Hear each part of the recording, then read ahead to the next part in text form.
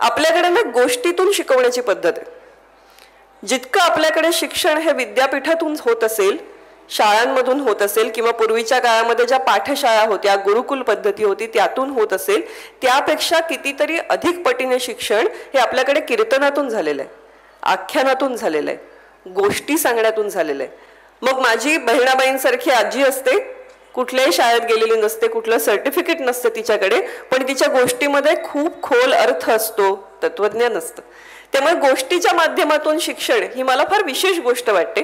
आणि म्हणून आज शिक्षणाविषयी बोलायचंय. गणपती बाप्पा विद्येची देवता आहे, तर त्या विद्येच्या देवतेच्या एका गोष्टीने सुरुवात करूया. आपण विनायकाचं जे काही वर्णन करतो त्याच्यामध्ये तो कसा आहे, तो एकदंत आहे, त्याला एकच दात आहे बघा. हा, तर गणपती बाप्पाचा दुसरा दात कुठे गेला? असं म्हणतात की आपण आपलं आपलं काम अप्रतिम दर्जाने कायम इम्प्रूव्हमेंट करत करत राहावं.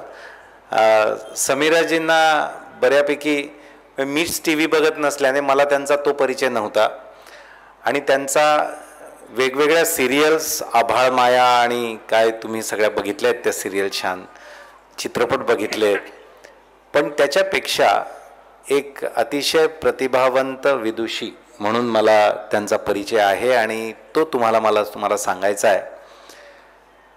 10वी-12वीला मेरिटला आलेल्या आहेत त्या, आणि त्याच्यानंतर आर्ट्स घेतलं आहे, त्याच्यानंतर संस्कृत घेतलं आहे, संस्कृतमध्ये BA MA करून संस्कृतमध्ये सेट नेट परीक्षा पास करून त्याच्यात PhD केलेलं आहे, त्याच्यानंतर मराठीमध्ये MA केलेलं आहे, मराठीमध्ये सेट नेट केलेलं आहे, आणि हे सगळं करून सिरियल्समध्ये आणि चित्रपटामध्ये अभिनेत्री म्हणून त्या काम करतात, कुटुंबाची सगळी जबाबदारी सांभाळतात. मला कायम हे सांगावंसं वाटतं, हे फक्त आणि फक्त महिला करू शकतात, हे पुरुष करू शकत नाहीत. आपला विषयच नाही आहे काही. आपल्याला घरी जाऊन पाणी मिळालं, छान झालं, चहा मिळाला तरी आनंद वाटतो, पण हे अप्रतिम काम असं करिअर समीराजींचं आहे, आणि अतिशय कमी काळात, कमी वयात एवढं चांगलं काम त्यांनी केलेलं आहे. उत्तम निवेदन, उत्तम अभ्यास, रिसर्च, अनेक अशा त्यांना भूमिका आल्या होत्या की ज्याच्याने हिंदीत पण त्यांनी काम केलं, पण खूप प्रसिद्ध अजून त्या झाल्या असत्या. पण मला शिक्षण घ्यायचं आहे, मला रिसर्च करायचं आहे, याच्याकरता अनेक गोष्टी त्यांनी नाकारल्या आहेत, आणि त्या करून त्यांनी हे सगळं करिअर केलं आहे. मला खूप आनंद, खूप अभिमान वाटतो, आणि त्या आवर्जून इथे आलेल्या आहेत. मी त्यांचं पुन्हा एकदा स्वागत करतो. तर मी सगळ्या मंचावरील मान्यवरांना विनंती करतो त्यांनी समोर स्थानापन्न व्हावं, आणि जोरदार टाळ्यांनी स्वागत करूयात समीराजींचं. सगळ्यात आधी मला वाटतं जोरदार टाळ्यांनी आपण यजुर्वेंद्र महाजन सरांचं अभिनंदन करूया. मला सरांना भेटल्यापासून इच्छा होती की इथे यावं आणि मनोबल पाहावं, दीपस्तंभचं काम आपल्या डोळ्यांनी पाहावं. ती इच्छा आज पूर्ण झाली, आणि हा योग मला वाटतं सर फार छान आहे. बघा, मी येण्याचं ठरवलं आणि पुरस्कार जाहीर झाला. यातला गमतीचा भाग सोडा, पण सरांचं कार्यच इतकं अलौकिक आहे, अतुलनीय आहे की राष्ट्रीय स्तरावरती ते काम पोहोचतं आहे. पुरस्कार ही पावती महत्त्वाची असतेच, पण आज राष्ट्रपतींच्या हस्ते जेव्हा पुरस्कार स्वीकारला जातो तेव्हा आपलं कार्य, त्याची दखल केवळ देशभरामध्ये नाही, कुठेतरी जगभरामध्ये सुद्धा घेतली जात असते, आणि ही फार मोठी गोष्ट या पुरस्काराच्या माध्यमातून होतीये. सर, त्यासाठी अभिनंदन.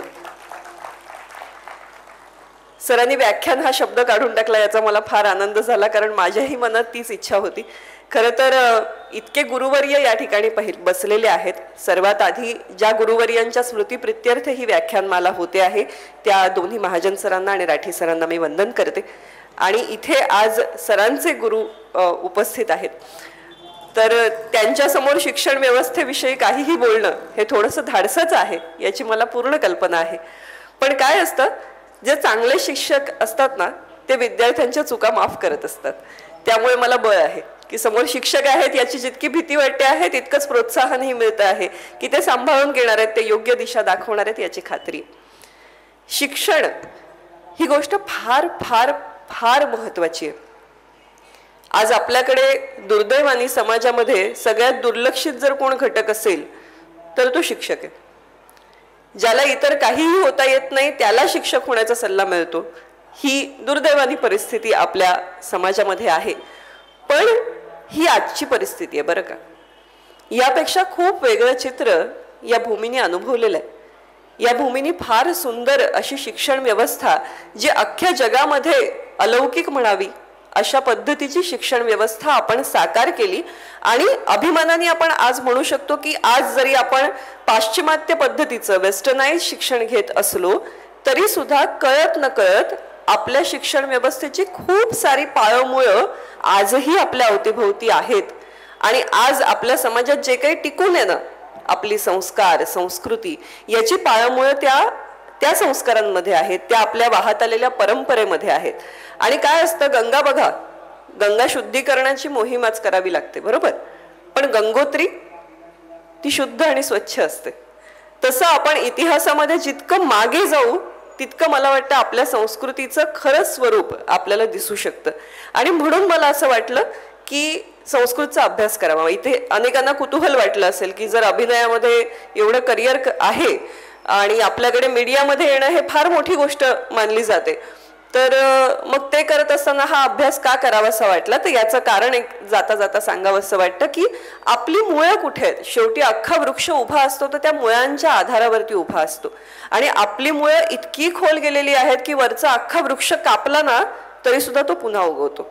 हे आपण सिद्ध करून दाखवलेलं आहे. ही आपली हिंदू संस्कृती आहे, ही आपली भारतीय संस्कृती आहे, कारण ती वृक्षाची पाळंमुळं इतकी खोल आहेत की तो वृक्ष मुळापासून उपटून काढणं कुणालाही शक्य नाही.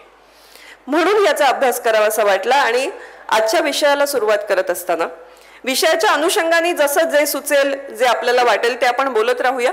पण सुरुवात अर्थात आपल्या परंपरेप्रमाणे आपण गणेशाला वंदन करून करतो.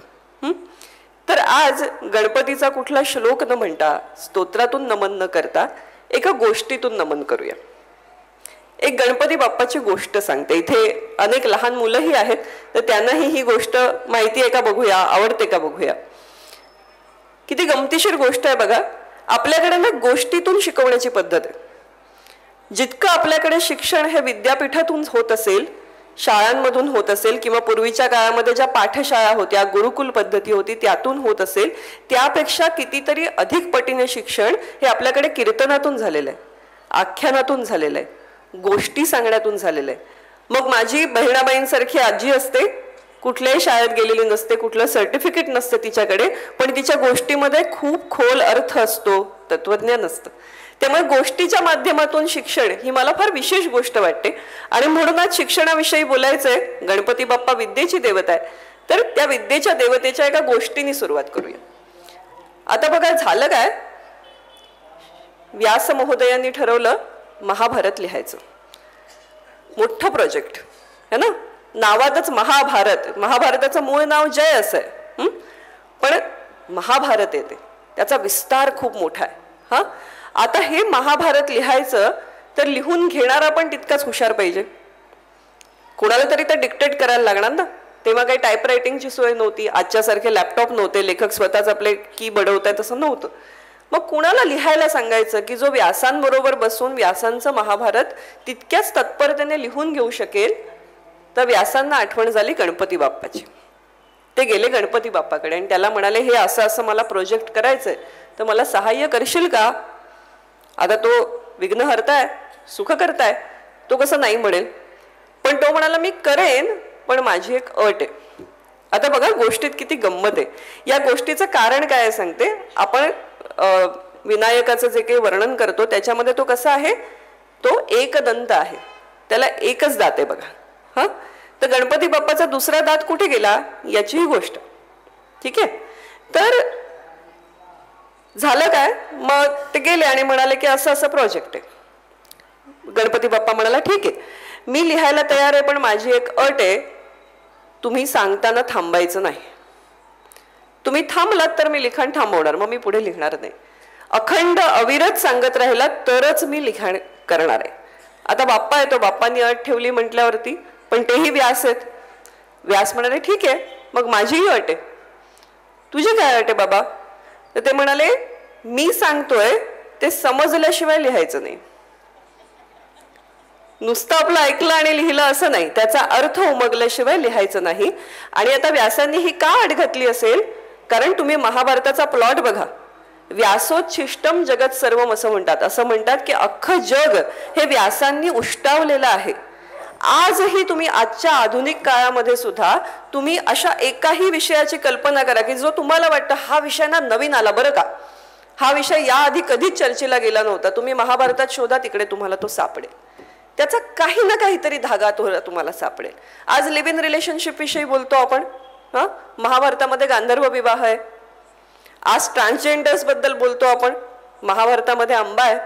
सो कुठलाही विषय, कारण संपूर्ण समाज काय असतो याचा व्यासांचा अभ्यासच इतका दांडगा आहे की खरोखर व्यासोच्छिष्टम जगत सर्वम. पण महाभारताची कल्पना करत असताना सांगायचं आहे अखंड, आणि किती त्याच्यामध्ये किती जन्म आहेत, कोणाचा जन्म कुठे होतो, कोण कुठलं कुळ किती आहे, अख्खे ती कथा जी आहे ती इतक्या कुळांची कथा आहे, हे सगळं विचार तर करायला लागेल ना.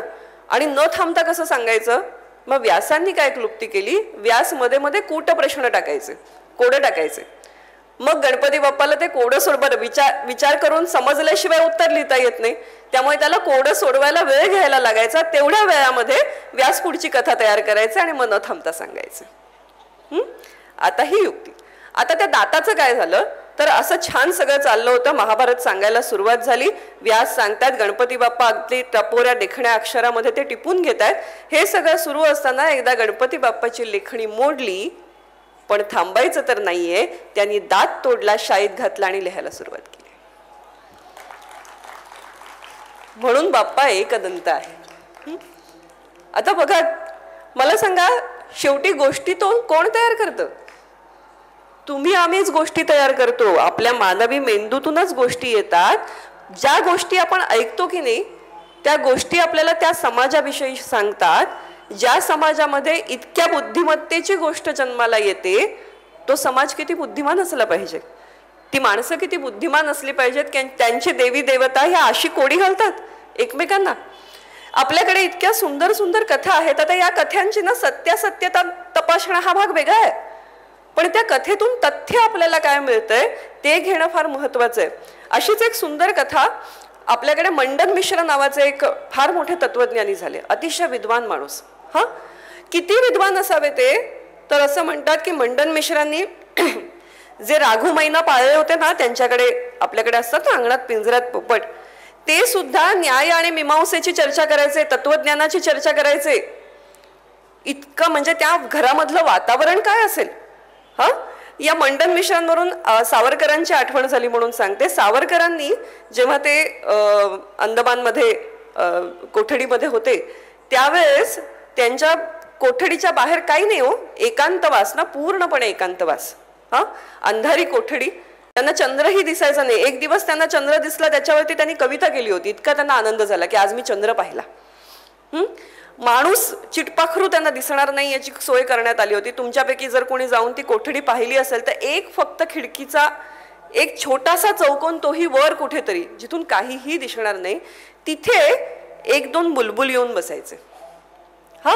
आणि त्या बुलबुलांचं गाणं ऐकायला मिळणं हे म्हणजे आपण जिवंत आहोत असं सावरकरांना वाटायचं. इतक्या त्या एकांतवासामध्ये त्यांना तो एक दिलासा असायचा. तर त्यांना तिथे अंदमानच्या कोठडीमध्ये मंडन मिश्रांची आठवण झाली आणि ते असं म्हणाले की मंडन मिश्रांच्या घराच्या बाहेर जर राघू मैना न्याय आणि मीमांसाची, शास्त्रार्थाची, शास्त्रग्रंथांची चर्चा करत होते तर मी कोण आहे. सावरकरांची विनोद बुद्धी पण फार तल्लख होती. ते म्हणाले ते मंडन मिश्र होते, मी बंडन मिश्र आहे, मी बंड करणार आहे. आणि मी कसं बंड करणार आहे तर माझ्या कोठडीच्या बाहेर हे जे बुलबुल आहेत ना ते उद्या क्रांतीची गाणी गातील.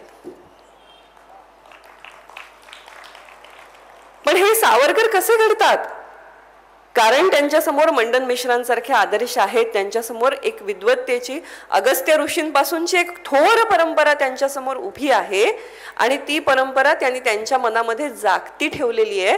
म्हणून त्यांना हे असं काहीतरी सुचू शकतं ना.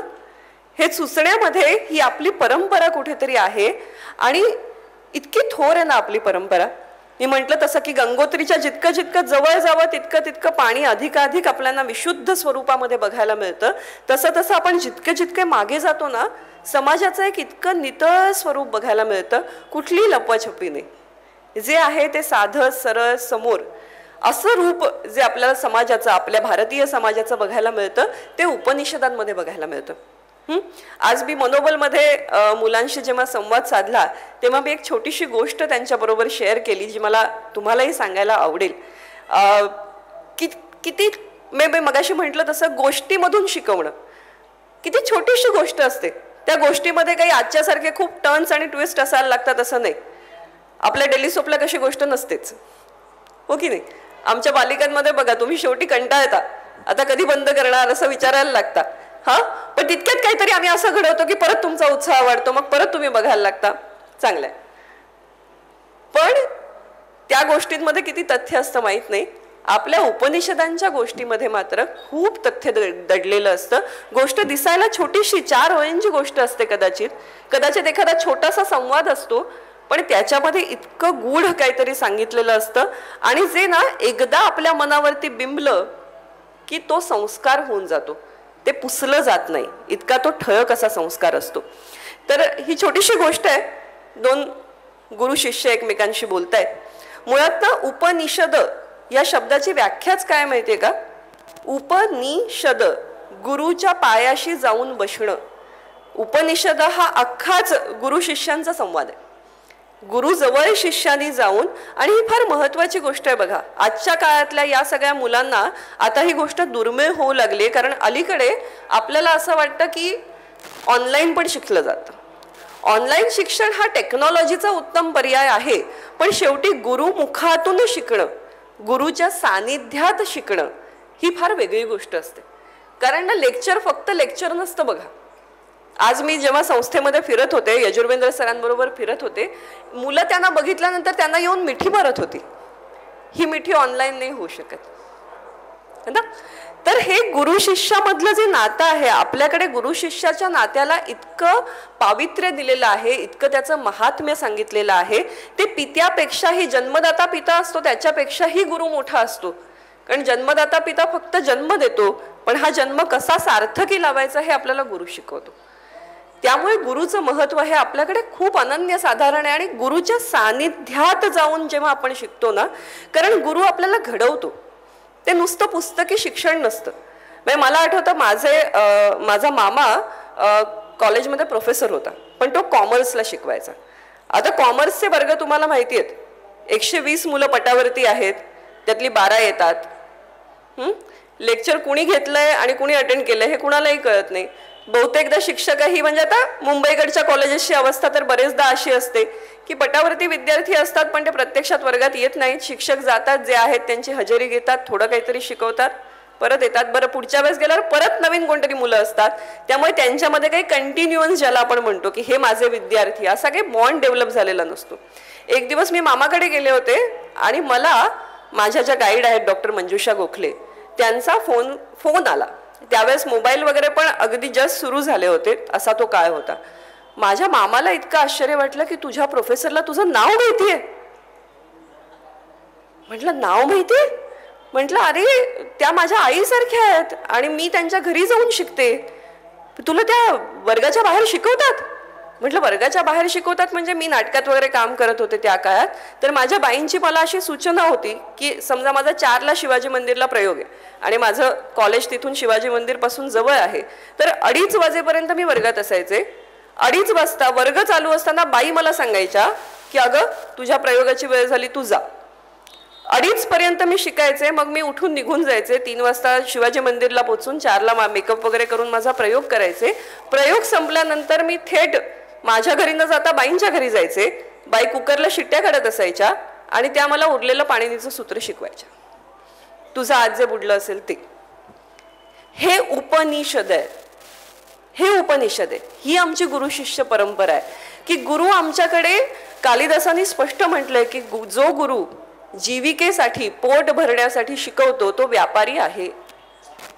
तो ज्ञानाचा व्यापारी बसला, त्याला गुरु म्हणायचं नाही, त्याला शिक्षक म्हणायचं नाही. शिक्षक जो आहे त्यांनी आपल्या, म्हणजे पोट प्रत्येकालाच आहे, ते प्रत्येकालाच भरायचं आहे, पण शिकवायचं कशासाठी? यामागची जी प्रेरणा आहे ती आपली उपनिषदाची प्रेरणा आहे.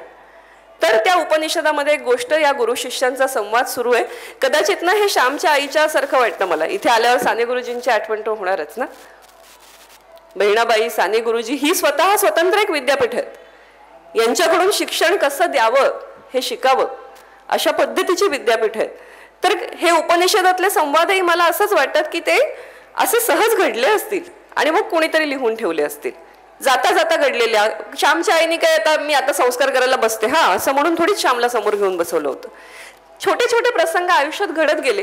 तर तशी ही छोटीशी गोष्ट, त्यामध्ये गुरुनी विचारलं विद्यार्थ्याला की काय रे बाबा, अंधार झाला तर अंधार कोण दूर करेल? विद्यार्थी हुशार, तो म्हणाला सूर्य. बरोबर आहे ना, सोलार एनर्जी आपल्याकडचा सगळ्यात मोठा सोर्स ऑफ एनर्जी. तो म्हणाला ठीक आहे, सूर्य आला की अंधार दूर होईल. गुरु म्हणाले ठीक आहे, पण जर सूर्य नसेल तर? विद्यार्थी हुशार म्हणाला चंद्र. सूर्य नसेल तर चंद्राकडून प्रकाश मिळेल. गुरुजी म्हणाले बरं, चंद्रही नसेल तर? तो म्हणाला अग्नी. मानवाला प्रकाश निर्माणही करता येतो ना, सूर्य चंद्र हे नैसर्गिक स्रोत झाले, ते नसतील तर मनुष्यच प्रकाश निर्माण करेल. आता त्यावेळेसच्या सगळ्या टेक्नॉलॉजी प्रमाणे बरोबर उत्तर दिलं त्याने. आजच्या काळामध्ये मुलांनी कदाचित डायरेक्ट टॉर्च, मोबाईलचा फ्लॅश लाईट असं उत्तर दिलं असतं. पण ही उत्तर बरोबर. गुरु म्हणाले ठीक आहे, पण जर अग्निही निर्माण करता आला नाही आणि अंधार आहे तर? जरा शिष्य थोडा विचारात पडला की अग्नी पण नाही निर्माण करायचं, मग अंधार कसा दूर करता येईल? गुरु म्हणाले शब्द. जेव्हा आजूबाजूला अंधार असतो बघा, लाईट जाते, तेव्हा आई पहिली गोष्ट काय सांगते? अरे बाबा जरा सांभाळू ना, समोर सामान आहे. आपल्याला अंधारामध्ये शब्द आधार देतात, दिलासा देतात. आपल्या जवळच्या माणसांचे शब्द, आपल्या गुरुचे शब्द हे खूप आधार देतात. ते असतील. पण गुरु म्हणाले हे तर मी तुला सांगितलं, पण समजा तेही नसतील तर? मग काय करायचं? मग अंधार दूर कसा होणार? शिष्य विचारत पडला, त्याला काही उत्तर सापडे ना. गुरु म्हणाले अरे अशा वेळेस आपणच आपला प्रकाश बनायचं. अशा वेळेस तू प्रकाश हो. मला वाटतं मनोबल, मी त्या मुलांनाच हेच सांगत होते की हे मनोबल आहे. आपल्या मनाचा जो दिवा लागतो तो कशाच्या जोरावर लागतो? तो आपल्या मनोबलाचा स्विच जेव्हा आपण ऑन करतो तेव्हा लागतो. आणि जेव्हा आपण हा स्विच ऑन करतो, तो जो प्रकाश आहे ना, या प्रकाशावरती पुन्हा अंधार आक्रमण करूच शकत नाही. अत्त दीप भव, तूच तुझा दिवा हो, हा जो विचार आहे हा आपल्या उपनिषदांनी आपल्याला दिलेला आहे, हा आपल्या संस्कृतीने आपल्याला दिलेला आहे. तमसोमा ज्योतिर्गमय, आपल्याला अंधारातून उजेडाकडे, ज्योतीकडे जायचं आहे. आणि ती ज्योत जर दुसरी बाहेरची नसेल तर मी माझ्या मनातली ज्योत लावेन, हा विश्वास. आणि हा विश्वास आपल्याला ना गुरु देतो. म्हणून मी मगाशी म्हटलं तसं की आजच्या शिक्षण व्यवस्थेकडे पाहताना जेव्हा ही प्राचीन शिक्षण व्यवस्था आपण आठवतो तेव्हा काय वाटतं, काय जाणवतं? मुळात काय झालंय माहितीये का, थोडीशी गफलत अशी झालीये की आपल्याला ना खरं चित्रच नाही दाखवलेलं. आता मी समजा म्हटलं गुरुकुल, तर आपल्यासमोर काय चित्र असतं? आता आपण लगेच अलीकडे काय बघायला सांगितलं की आपण इमॅजिन करत नाही, गुगल करतो ना. आधी मनात विचार करण्याआधी आपण टाईप करतो गुरुकुल. समजा आता तुम्ही गुरुकुल असं तुमच्या मोबाईलवर टाईप केलं तर काय चित्र येईल तुमच्या समोर? एक पर्णकुटी, एक जटा वगैरे असलेला, दाढी वगैरे वाढवलेला एक साधू बसलाय, त्याच्या समोर एक 5-6 जणांचा ग्रुप बसलाय आणि ते काहीतरी कसलं तरी पठण करत आहेत. आणि बहुतेक ते काहीतरी मंत्रच उच्चारत असतील, असा एक आपला ठाम समज आहे. ही आमच्या डोळ्यासमोर असलेली गुरुकुलाची चित्र आहे, हे गुरुकुलाची इमेज आहे, आमच्या मनात प्रतिमा आहे. अशी होती का हो भारतातली गुरुकुल? प्राचीन भारतीय गुरुकुल कसं होतं? हे असं होतं नाही असं मी अजिबात म्हणणार नाही. हे चित्र आहे अशा पद्धतीचं. कारण मुख्य म्हणजे आपल्याकडे गुरु शिष्य परंपरेमध्ये स्टुडंट टीचर रेशो जो आहे तो अतिशय महत्वाचा असतो ना. इथे अनेक शिक्षक आहेत, त्यांना माहिती आहे वर्गामध्ये किती विद्यार्थी संख्या आहे. कारण शिक्षकाचा क्लास कंट्रोल हा त्याच्यावर अवलंबून असतो. वर्गामध्ये जर 5 किंवा 10 विद्यार्थी असतील तर लक्ष देणं सोपी गोष्ट आहे. आयडियल संघ म्हणता येईल तो, पण तसा नसतो. आज आपल्याला माहिती आहे कुठल्याही शाळेच्या ॲव्हरेज पटावरती आज शहरांमध्ये थोडीशी संख्या आता कमी करण्याकडे भर आहे, पण तरी सुद्धा ते शक्य नसतं. कमी म्हणजे किती असते? 40 ते 60. एका वर्गामध्ये एका तासिकेची काय 45-35 मिनिटं मिळतात, त्याच्यामध्ये 60 मुलांना कंट्रोल करायचं आणि मग त्यांना काही शिकवायचं. ही प्रोसेसच फार अवघड आहे, ही प्रक्रिया खूप अवघड आहे. त्या मनाने गुरुकुल परंपरेमध्ये आपल्याकडे असं होतं की शिष्य आणि गुरु यांचं आपापसातलं जे नातं होतं ते अतिशय घरगुती होतं. त्यामुळे शिष्य आणि बरं त्यांचं सानिध्य होतं ना, 35 मिनिटाच्या तासिकेचं बंधन नव्हतं. गुरुकुल परंपरेचं वैशिष्ट्य काय होतं की निवासी व्यवस्था होती. आज मला वाटतं मनोबलची ताकद काय आहे, निवासी व्यवस्था आहे. 24 तास विद्यार्थी तुमच्या डोळ्यासमोर येतो, काय करतोय हे तुम्ही पाहता. आज काय होतं, तुम्ही जेव्हा तुमच्या मुलाची काही तक्रार किंवा काय शाळेत येते आणि मग विद्यार्थी शिक्षक काय म्हणतात, हा विद्यार्थी घरी गेल्यानंतर काय करतो आम्हाला काय माहित, बरोबर. आणि पालकही तेच म्हणतात, हा शाळेत जाऊन काय करतो आम्हाला काय माहित. जबाबदारी ढकलण्यासाठी हे सोपं उत्तर आहे, बरोबर. 24 तास त्या विद्यार्थ्याचं जे शारीरिक मानसिक भरण पोषण आहे त्याची जबाबदारी गुरुनी घेणं हे गुरुकुल परंपरेचं वैशिष्ट्य आहे. आणि त्याच्यामध्ये नुसतं शिकवणं अपेक्षित नाहीये. आम्ही काय करतो, आम्ही आज शिकतो, डिग्री घेतो आणि दुसऱ्या दिवशी आम्ही पर्सनॅलिटी डेव्हलपमेंटचा कोर्स लावतो. का? अरे शिकताना का तुझी पर्सनॅलिटी डेव्हलप झाली नाही, व्हायला हवी होती की नाही. खरं तर शिक्षणाने तुमचा एकंदर उत्कर्ष अपेक्षित आहे, आज तो का होत नाही. आमच्या विद्यार्थ्याला ज्या दिवशी तो स्नातक होतो, ज्या दिवशी तो पदवीधर होतो, पदवी हातात घेतो, त्या दिवशी पूर्ण विश्वास का वाटत नाही की यापुढे माझं आयुष्य यशस्वी होणार आहे. याचे जे असंख्य कारणं आहेत, त्यातली सामाजिक राजकीय वगैरे कारणं सोडून द्या, पण त्यातलं मुख्य कारण शिक्षण व्यवस्थेच्या दृष्टीने पाहायला गेलं तर आमची शिक्षण व्यवस्था आमच्या हातात सर्टिफिकेट देते, विद्या देत नाही.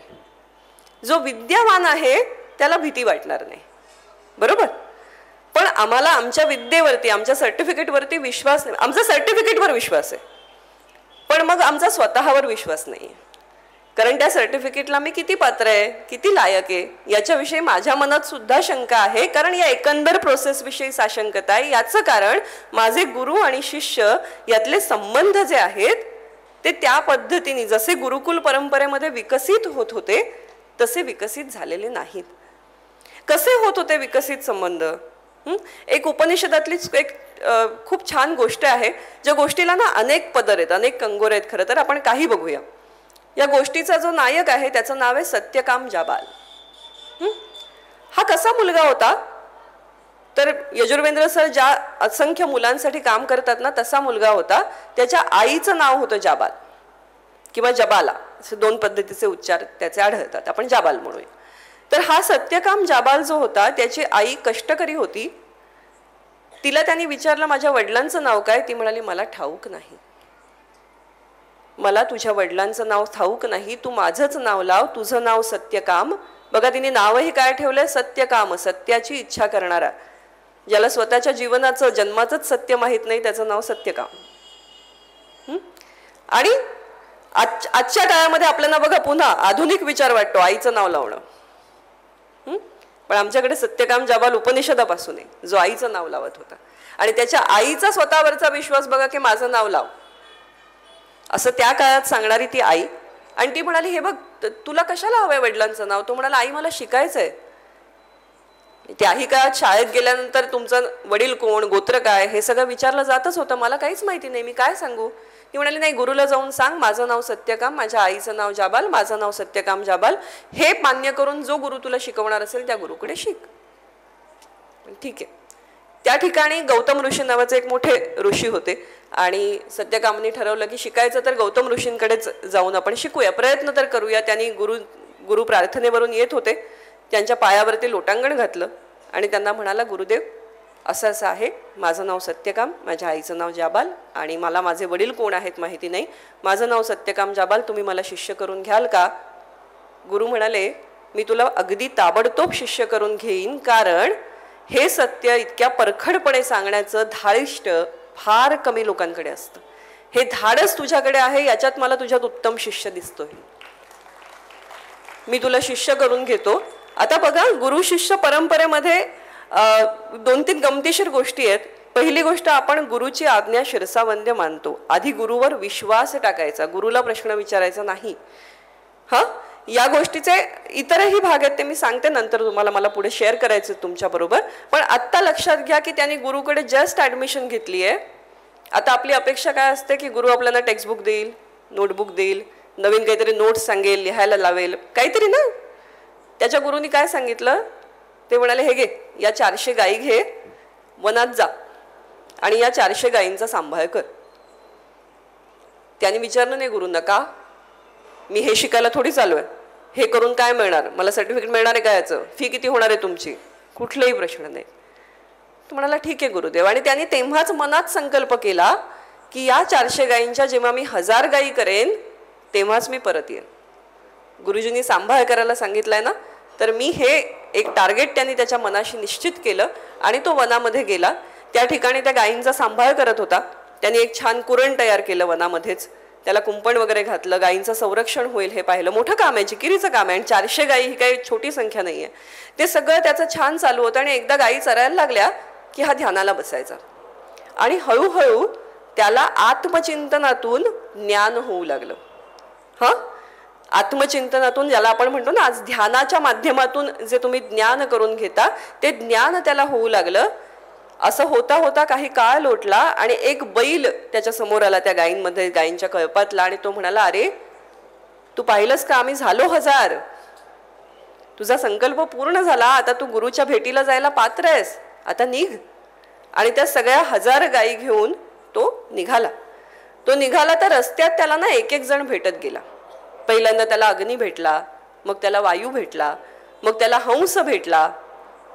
असे 4 वेगवेगळ्या अमूर्त शक्ती म्हणूया त्याच्या समोर आल्या.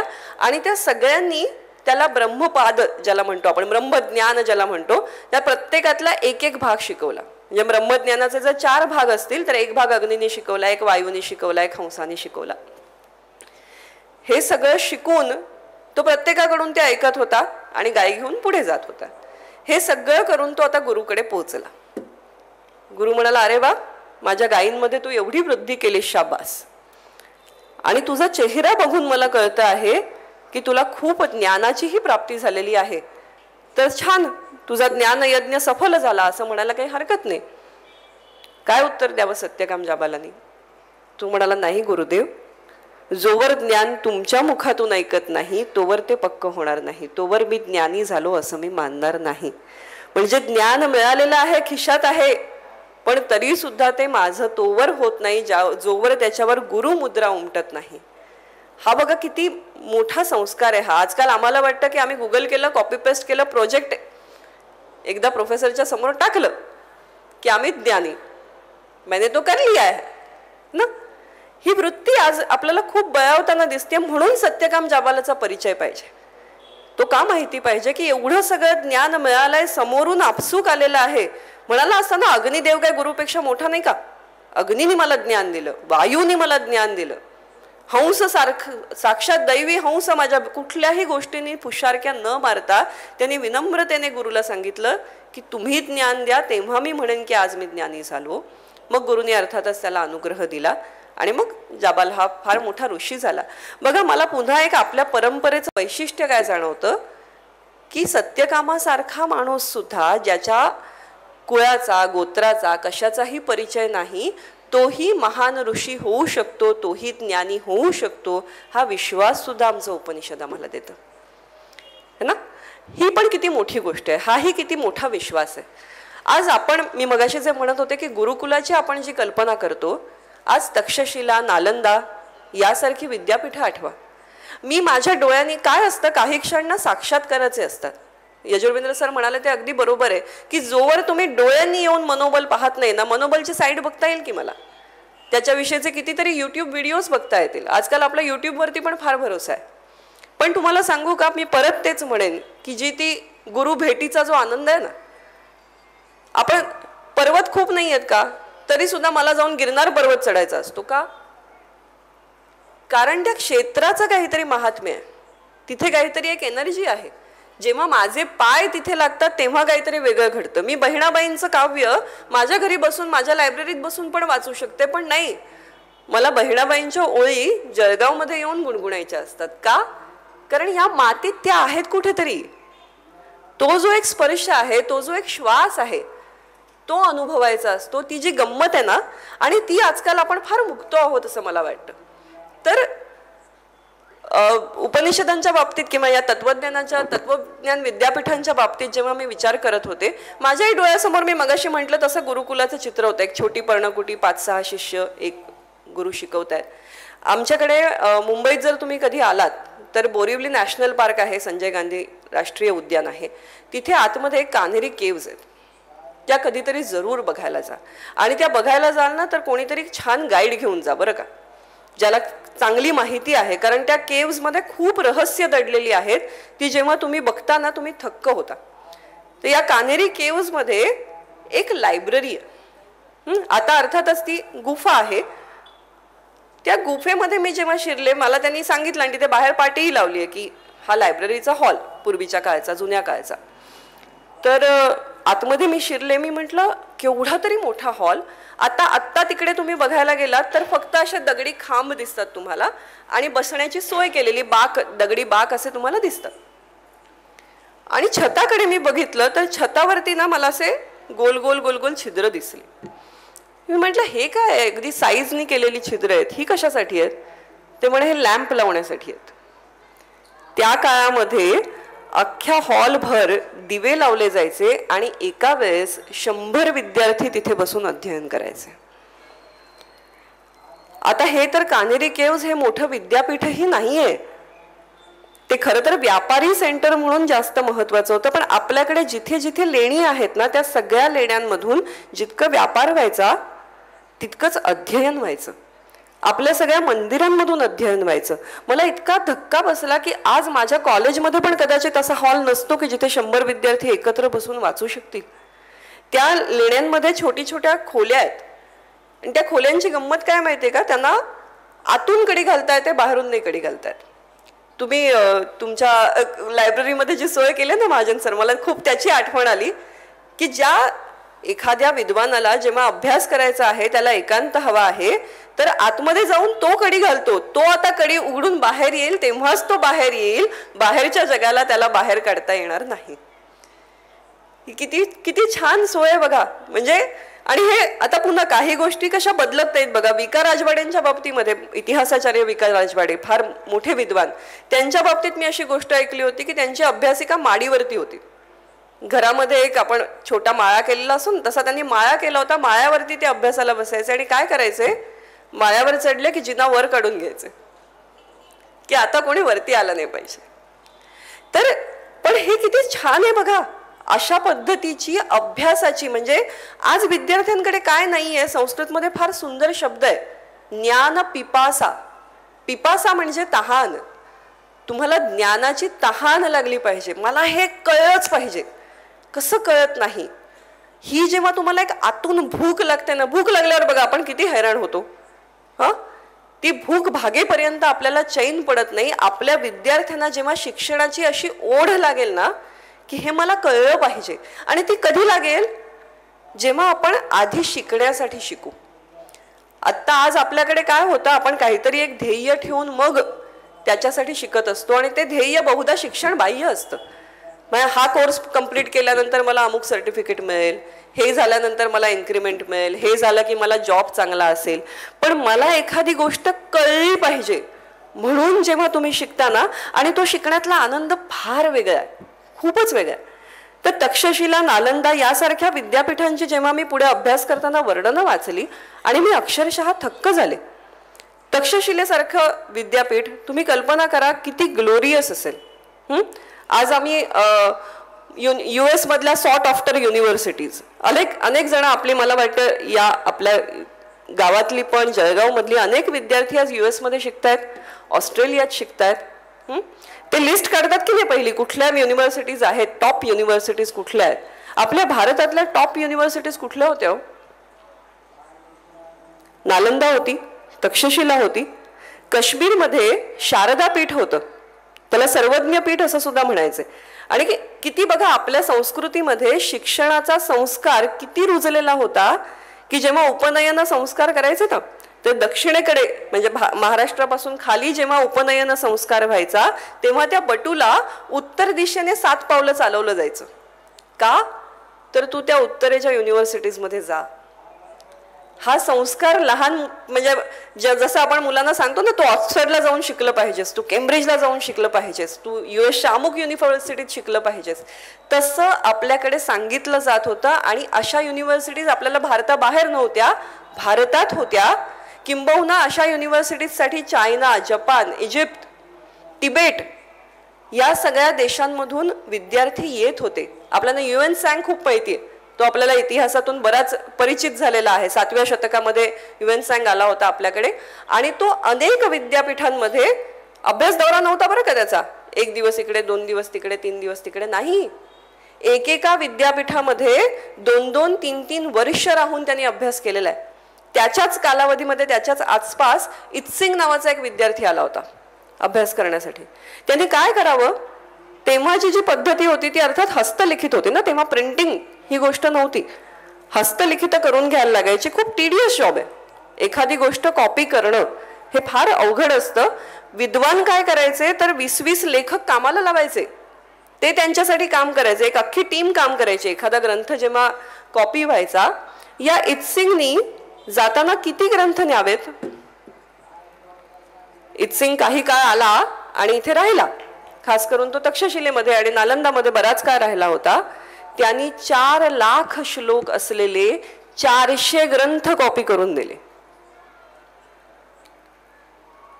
म्हणजे किती ज्ञान पिपासा आहे बघा. कोण कुठला तो चायनामधून आलेला.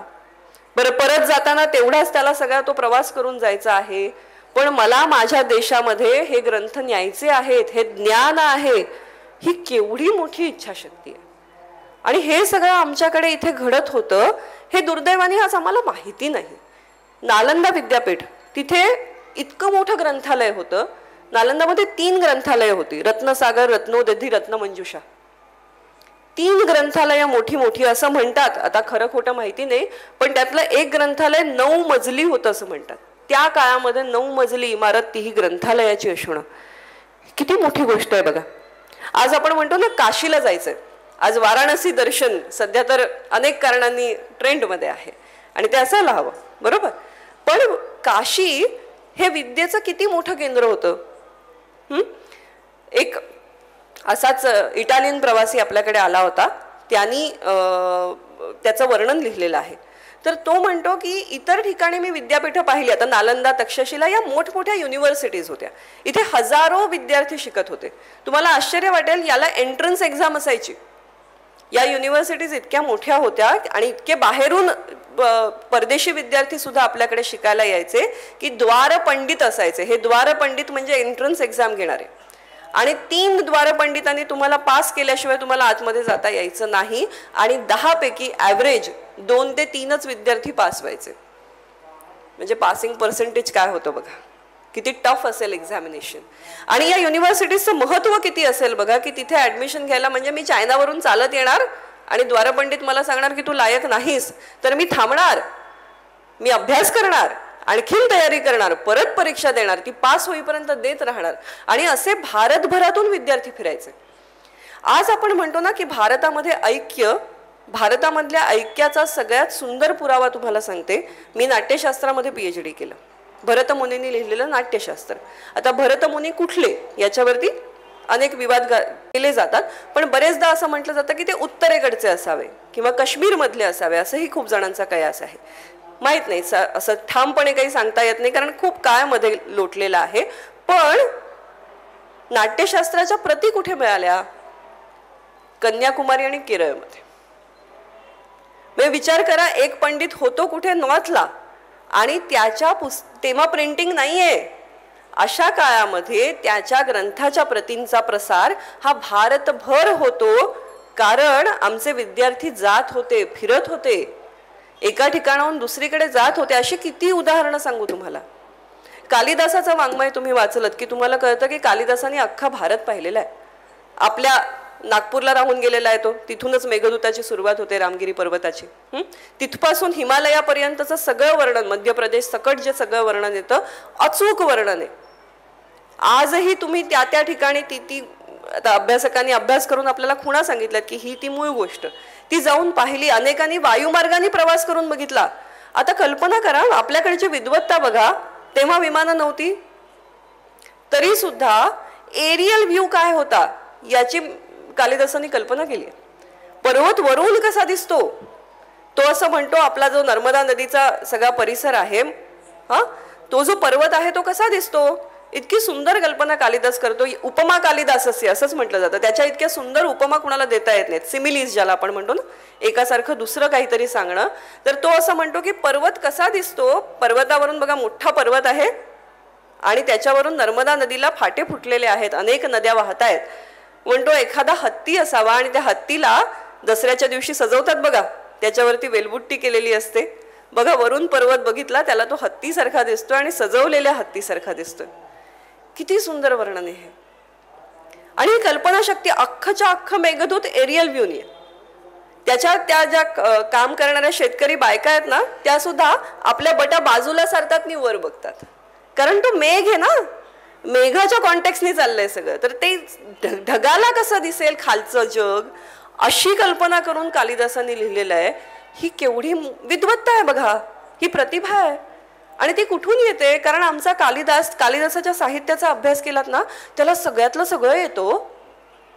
याचं कारण एज्युकेशन सिस्टीमचा होलिस्टिक अप्रोच आहे.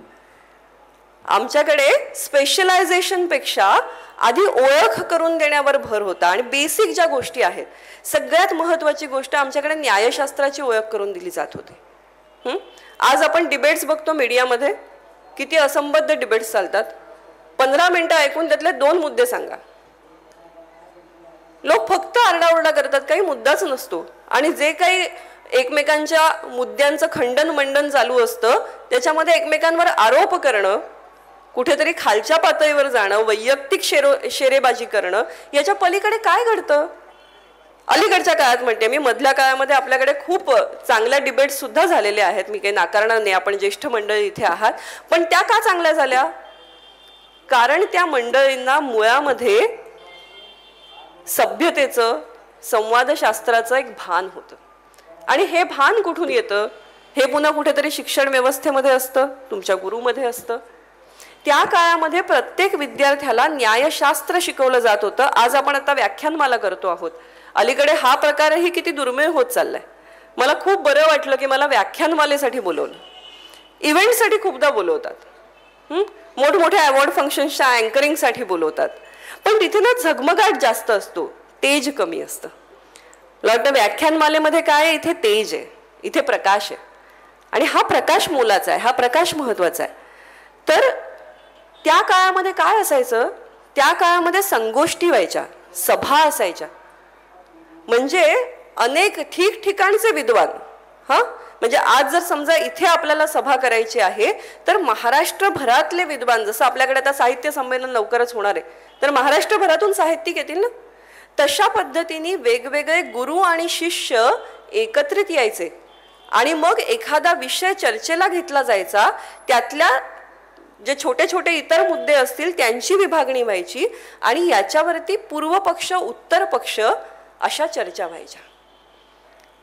आपल्याकडे इव्हन पूर्वीची जी टेक्स्टबुक्स आहेत ना, त्या सगळ्यांमध्ये पूर्व पक्ष उत्तर पक्ष मांडणी आहे. म्हणजे काय, तर मला जर माझी थिअरी मांडायची आहे, मला जर तुम्हाला काहीतरी सांगायचं आहे, तर ते सांगत असताना माझं म्हणणं काय आहे ते तर मी सांगतेच, पण माझ्या विरोधकांचं यावरचं म्हणणं काय आहे आणि त्याचा माझं उत्तर काय आहे.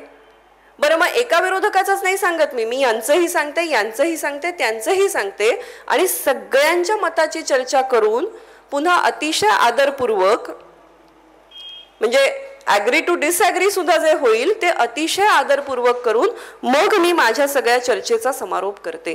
ही अशा पद्धतीची ग्रंथरचना आपल्याकडे झालेली आहे. तुम्ही शंकराचार्यांचं कुठलंही पुस्तक उघडून बघा, आपल्यापैकी कोणी विवेक चूडामणी वाचलं असेल किंवा अशा पद्धतीची पुस्तकं वाचली असतील, तर अतिशय आदराने डिबेट करणं, डिबेटसाठी प्रसिद्ध आहे आपला देश. आणि ही परंपरा आज दुर्दैवाने आपण आपल्या विद्यार्थ्यांपर्यंत नाही पोचवलेली. आज किती शाळांमधून, पूर्वी व्हायच्या, एक फार छान नाव होतं त्याला, वक्तृत्व शास्त्रोत्तेजक सभा वगैरे अशी सभा असायची, मी चुकत नसेल तर, बरोबर. आणि वादविवादाचे संघ असायचे, विद्यार्थ्यांना त्यांचे विचार मांडायला शिकवलं जायचं. मगाशी मी जे म्हणणार होते की गुरुकुल परंपरेमध्ये अनेकदा लोकांचा असा समज असतो की आपल्या गुरु शिष्य परंपरेमध्ये गुरु म्हणेल ही पूर्व शिष्याने म्हणायचं नाही ही पूर्वच आहे, पश्चिम असली तरी त्यांनी गुरुला प्रश्न विचारायचा नाही, असं अजिबात नव्हतं. आपल्याकडे गुरु आणि शिष्य यांच्यामध्ये संवाद होता, वाद नव्हता. वाद असणं वेगळी गोष्ट आहे आणि संवाद असणं गोष्ट वेगळी आहे. संवादामध्ये तुम्हाला भांडावं लागत नाही, तुम्ही तुमची शंका उपस्थित करता, गुरु त्याचं निरसन करतो. आणि समजा करू शकला नाही तर शिष्यात इच्छेत पराजयम, शिष्याने माझा पराजय केला तर गुरुला आनंद आहे. ही आमची परंपरा सांगते की प्रश्न तर त्यांनी विचारलेच पाहिजेत आणि त्यांनी पराभव केला तर आनंद आहे. तुम्हाला एक छोटीशी गोष्ट या अनुषंगाने सांगते. रामानुजाचार्य नावाचे फार मोठे संत, ज्यांचा आज हैदराबादला फार मोठ्या पुतळ्याचं अनावरण अलीकडच्या काळामध्ये काही वर्षापूर्वी झालं आणि ते फार चर्चेत आले. पण फार मोठा संत, म्हणजे या संताविषयी आपल्याला माहिती नाही किंवा सांगितलं जात नाही, हे आपलं दुर्दैव. इतका मोठा संत 12व्या शतकाच्या काळामध्ये झालेला. आणि आता हे गुरु शिष्य गुरुचा वाद कसा होऊ शकतो, तर त्यांच्या गुरूंच्या कथा फारच विलक्षण आहेत. त्यातली एक सांगते तुम्हाला. त्यांच्या गुरूंनी त्यांना सांगितलं की बाबा, तू माझा सर्वोत्तम शिष्य आहेस, मी तुला गुह्यतम ज्ञान देतो, एक मंत्र मी तुला सांगतो, हा जो मंत्र आहे ना हा फक्त तुझ्यासाठी आहे, हा बीज मंत्र आहे, हा अतिशय रहस्यमय मंत्र आहे. या मंत्राने तुझं भलं होणार आहे. अट फक्त एकच, आयुष्यात कधीही हा मंत्र कुणालाही सांगायचा नाही. ही गुरुआज्ञा. आदल्या दिवशी गुरुनी सांगितलं. दुसऱ्या दिवशी रामानुजाचार्यांनी काय करावं, त्यांचं जे गाव होतं त्या गावातल्या एका मोठ्या मंदिराच्या छज्जावरती ते गेले आणि तिथून त्यांनी लोकांना बोलवलं, या इकडे या, मी खूप महत्त्वाची गोष्ट सांगणार आहे. सगळे लोक आले, हजारोंच्या संख्येने लोक आले की काहीतरी हा महत्त्वाचं सांगतोय. ते म्हणाले, मी तुमच्या उत्कर्षाचा मंत्र तुम्हाला सांगतो. आणि त्यांनी सांगून टाकला मंत्र. गुरुला कळ. गुरु म्हणाला, काय हा मुलगा, याला मी इतक्या विश्वासाने मंत्र सांगितला आणि त्यांनी हे काय केलं. चिडले ते.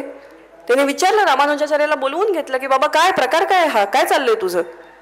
तो म्हणाला, महाराज तुम्ही काय म्हणालात, हा मंत्र जर मी कुणाला सांगितला तर माझं भलं होणार नाही, पण त्यांचं होणार आहे ना. माझ्या एकट्याचं भलं नाही झालं तर चालेल ना, हजारो लोकांचं भलं होतं, हे किती मोठी गोष्ट आहे. खरी आहे. आणि यावरती गुरुला पराजय स्वीकारावा लागेल, नाही तर काय.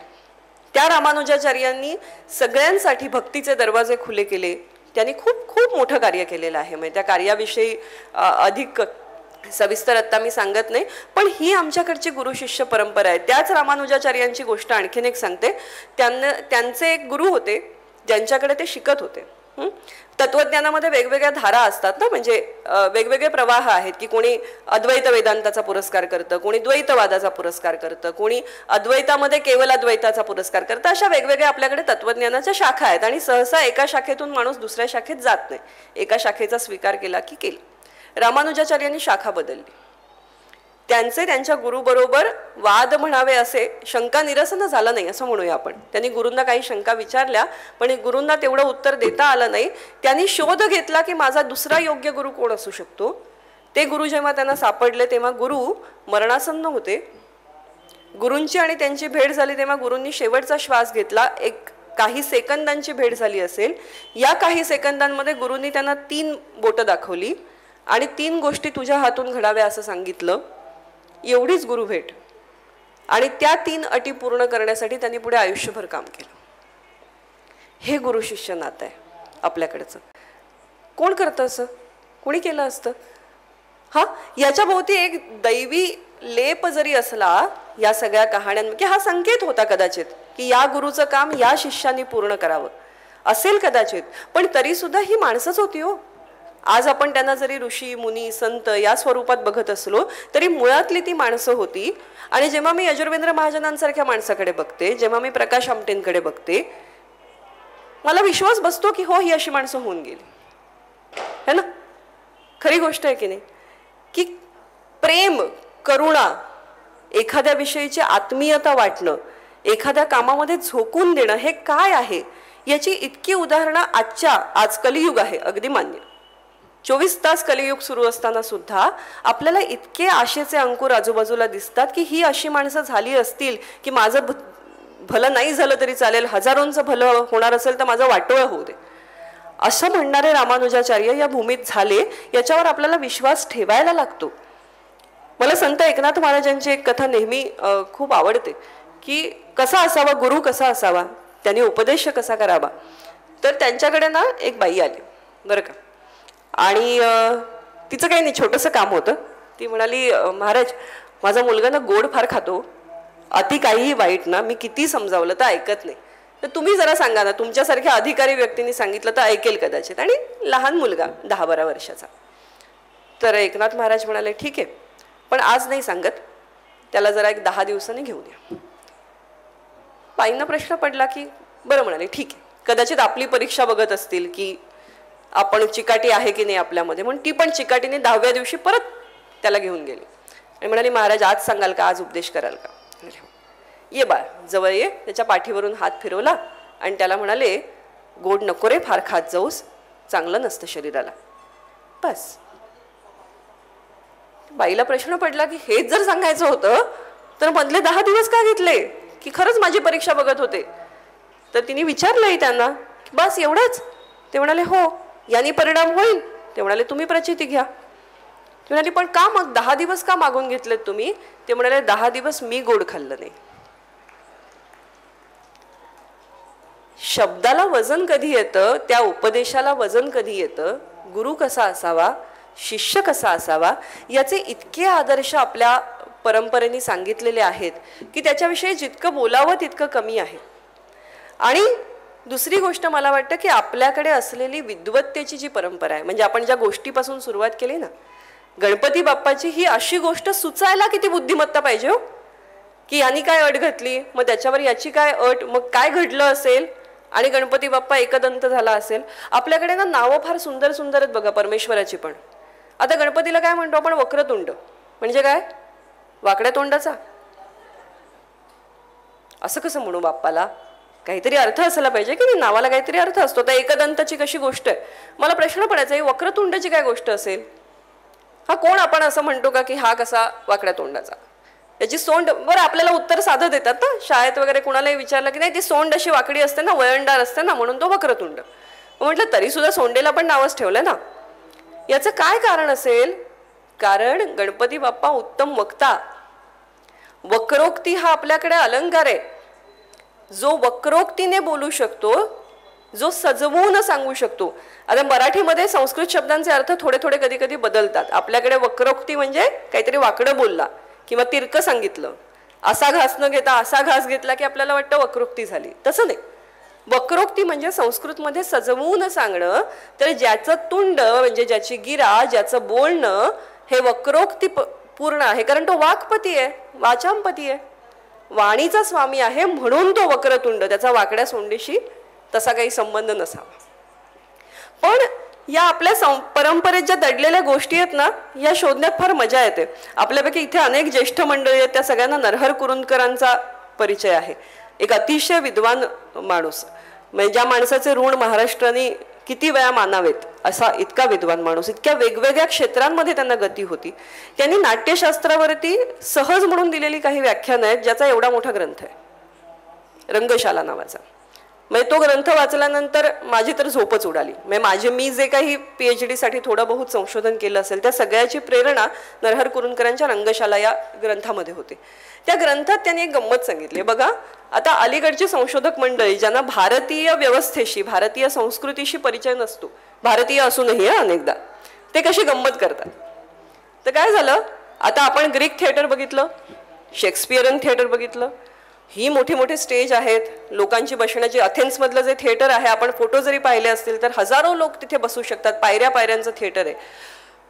भारतीय माणसाला वाटलं, अरे आमची रंगभूमी इतकी प्राचीन, आमचं थिएटर कुठे, शोधा. लोक लागले शोधायला. एक सीताबेंगा गुफा आहेत मध्य प्रदेशामध्ये, ते आपलं पहिलं थिएटर म्हणून दाखवलं जातं. गुफा आणि तिथे थोडी पायरी पायरीची रचना आहे. असेलही, त्याच्याविषयी त्या वादात पडण्याचं काही कारण नाही. पण कुरुंदकर म्हणतात, का शोधताय थिएटर, आमच्याकडे हे बघा, हे थिएटर आहे. आपल्याकडे शाळेचं हे जे मैदान आहे, हेच थिएटर झालंय की नाही आता. आमच्याकडे एवढी मोठमोठी देवालयं आहेत, त्याची इतकी मोठमोठी प्रांगणं आहेत, तिथे पायऱ्या आहेत, लोक बसतात तिकडे. नाटक करायला काय लागतं, नाटक करायला इतकं मोठं थिएटर लागतच नाही. आणि आमच्याकडे जे थिएटर आहे ते असं आम्ही बांधतो, काम झालं की काढून ठेवतो. आता ते प्राचीन थिएटर कुठे शोधायला निघालात तुम्ही? कसं सापडणार? आणि मग ते सापडलं नाही की आपण म्हणायचं नाही म्हणजे ग्रीक रंगभूमी जास्त प्राचीन असली पाहिजे कारण त्यांच्याकडे थिएटर होतं. हा किती विनोद आहे बघा. कारण भारतीय संस्कृती काय आहे हे समजून न घेता जर आपण अभ्यास करायला गेलो तर अशा पद्धतीची गंमत जम्मत होत असते. एक छोटीशी आपल्या विद्वत्तेची एक चुणूक म्हणून तुम्हाला एक गंमत दाखवते, सांगते. संस्कृतची बाराखडी आहे. किती जणांना माहिती आहे त्याला काय म्हणतात? कोणाला माहिती आहे का? कल्पना आहे का कोणाला? अनेकांना शाळेमध्येही संस्कृत असेल आपल्यापैकी. काय म्हणतात त्याला? कोणाला माहिती आहे? हा, माहेश्वर सूत्राणी. अगदी बरोबर. तर ही माहेश्वर सूत्र आहेत. हा, ते अलीकडे बाहुबली बघितल्यानंतर माहिष्मती वगैरे असं जरा भरभक्कम ऐकायची सवय झाली आपल्याला ना, तसं माहेश्वर सूत्राणी. तर याची ना एक खूप छान गोष्ट आहे. हा, काय गोष्ट आहे? नृत्तावसाने नटराज राजो ननाद ढक्काम नवपंचवारम. आपलं तांडव नृत्य संपत असताना शिवाने हातामधला डमरू हा नवपंचवारम म्हणजे 14 वेळा वाजवला. आणि तो 14 वेळा वाजवल्यावर उद्धर तुका महासनकादि सिद्धान एतत विमर्शे शिवसूत्र जालम. त्याचे जे ध्वनी निर्माण झाले की नाही, 14 वेळा तो डमरू वाजवल्यानंतर जे ध्वनी, जे नाद निर्माण झाले, त्या नादातून ही 14 सूत्र निर्माण झाली. कशी आहेत ही 14 सूत्र? बघा, विद्वत्तेचा इतका मोठा नमुना जगाच्या पाठीवर कुठे नसेल. 14 सूत्र आहेत. ऐउण रुलरुक एओंग ऐ औच हयवरट लन यमगणनम झबाय घडधश जबगडदश ख फ छ ठ त चटतव कपाई शशसर हल. काहीही कळत नाही आपल्याला. कुठली ही भाषा, काय हे? हा, ती संस्कृतची विद्यार्थी नाही त्यामुळे ती शिकली असेल माहेश्वर सूत्राणी कदाचित. पण आपल्याकडे दुर्दैवाने आपण इंग्रजी पद्धतीने संस्कृत अजूनही शिकतो. त्याच्यामुळे माहेश्वर सूत्राणी मी BA ला शिकले. म्हणजे संस्कृतचा अभ्यास चालू आहे इयत्ता 7वी पासून 8वी पासून, जेव्हा संस्कृत शाळेमध्ये आलं 50 मार्काचं 100 मार्काचं, पण त्याची बाराखडीच आम्हाला शिकवलेली नाही. आता काय बरं गंमत आहे, हा पाणिनी इतका मोठा, संस्कृत भाषा इतकी सायंटिफिक लँग्वेज आहे, कम्प्युटर लँग्वेजला पण बीट करेल असे लँग्वेज आहे, का बरं असं म्हणतात? याचं कारण या माहेश्वरी सूत्रांमध्ये, या 14 सूत्रांमध्ये आहे. या सूत्रांची गंमत बघा. ऐउण असं जेव्हा आपण म्हणतो ना, तो शेवटचा जो न असतो तो नुसतं ते सूत्र पूर्ण करायला असतो. त्याच्यामध्ये आहे काय? अ इ उ. हा, ऐउण रुलरुक एओंग ऐ औच इतकं म्हटलं आणि मी तुम्हाला म्हटलं की आता अच प्रत्याहार तयार झाला. याचा अर्थ सगळे स्वर ऐउण रुलरुक एओंग ए औच मध्ये आले.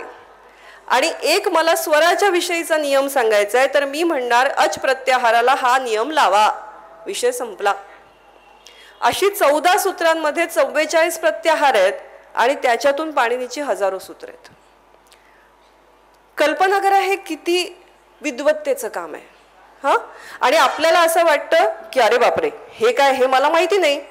तुम्हाला माहिती आहे? तुम्हाला माहिती असलेला एक नियम सांगते. अकस्स वर्णे दीर्घ. हा, आपल्याकडे बघा आपण संधी करतो.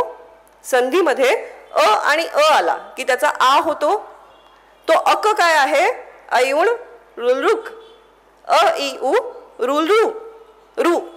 हा, अ इ उ रू या 4 शब्दांच्या समोर त्याचा सवर्ण म्हणजे तोच शब्द आला की त्याला दीर्घ करायचंय. म्हणजे धर्म आणि अर्थ, धर्मार्थ, अ अ आ.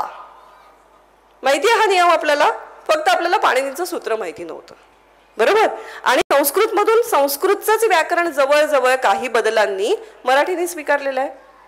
त्यामुळे आपल्यापर्यंत हे सगळं पोचलंय. संधी आपल्याला माहिती नाही का? माहिती आहे. त्यामुळे ना अनेकदा संस्कृत विषयी लोकांना जी भीती वाटते, अंतर वाटतं, ते कमी करण्याची गरज. आणि पुन्हा तेच गंगेची गंगोत्री बघा, तिथे शुद्ध स्वरूप आहे. संस्कृतमधून शिका. हे आपण संस्कृत दुसऱ्यांच्या उंजळीतून पाणी प्यायचा जे प्रयत्न करतोय त्यांनी अडचण आहे. म्हणजे मलाही असं वाटतं की मला चांगला संस्कृत येत नाही. याचं कारण मीही इंग्रजी पद्धतीतून शिकले. जी मुलं आज पाठशाळेतून संस्कृत शिकून बाहेर पडतात, आणि असं नाहीये की पाठशाळेत शिकणारे विद्यार्थी आजकालचं ज्ञान घेऊ शकत नाहीत, ते घेऊच शकतात. अनेक ठिकाणी कॉम्बिनेशन स्कूल्स आहेत आता. की जिथे सकाळी तुम्ही पाठशाळेत शिका, सकाळी एक दीड तास 2 तास आपण आपल्या पारंपरिक पद्धतीने शिकू शकतो. पण यातून होतं काय, आपली भाषा ना, म्हणजे मला नेहमी असं वाटतं की संस्कृत ही भाषा नाही, ती संस्कृती आहे.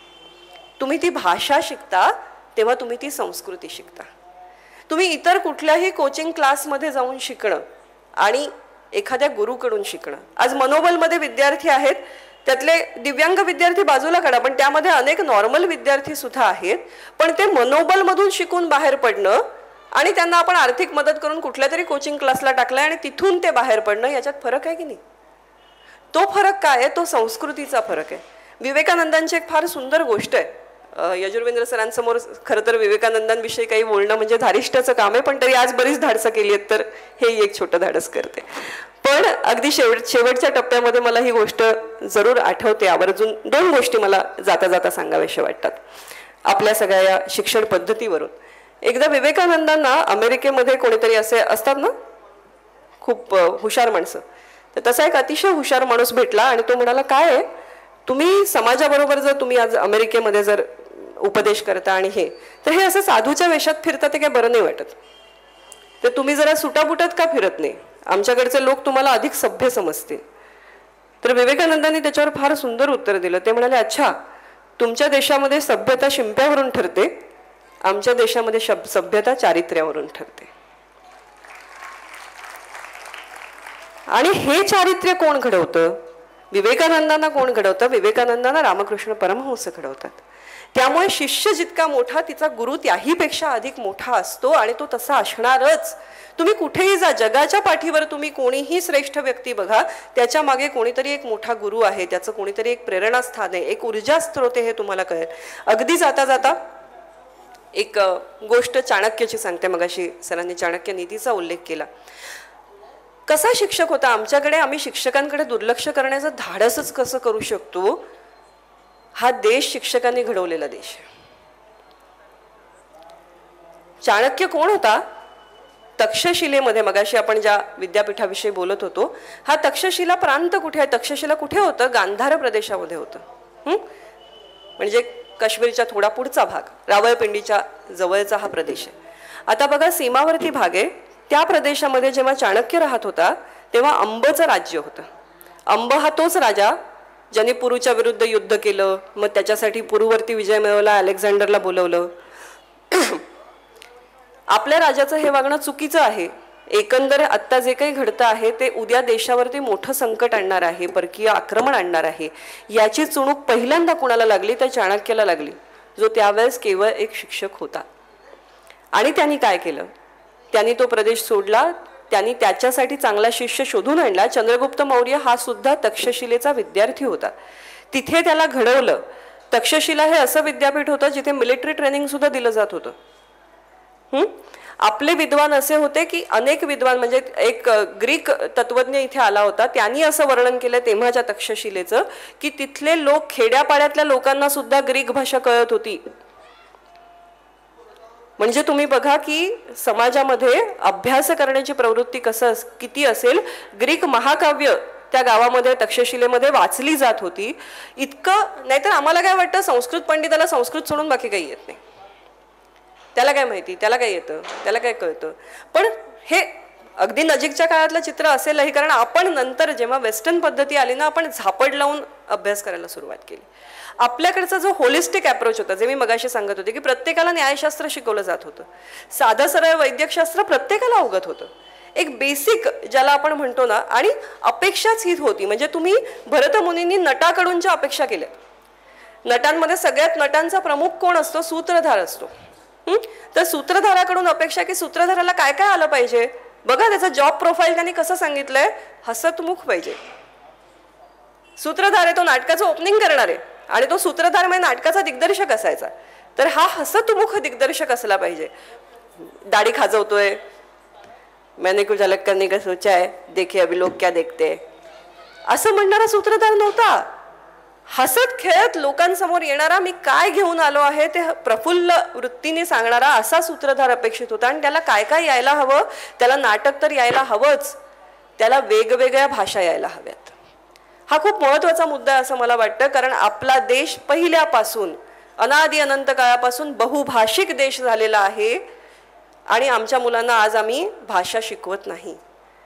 आमच्या सूत्रधाराकडून अपेक्षा आहेत, कारण आज त्याचा इथे प्रयोग आहे, उद्या मध्य प्रदेशात असेल, त्याला इथे मराठी आलं पाहिजे, तिथे हिंदी आलं पाहिजे. त्याही काळामध्ये संस्कृत बरोबर तितक्याच प्राकृत भाषा होत्या. प्रत्येक प्रदेशाची प्राकृत होती. आपली महाराष्ट्री प्राकृत ही सगळ्यात मधुर भाषा म्हणून ओळखली जायची.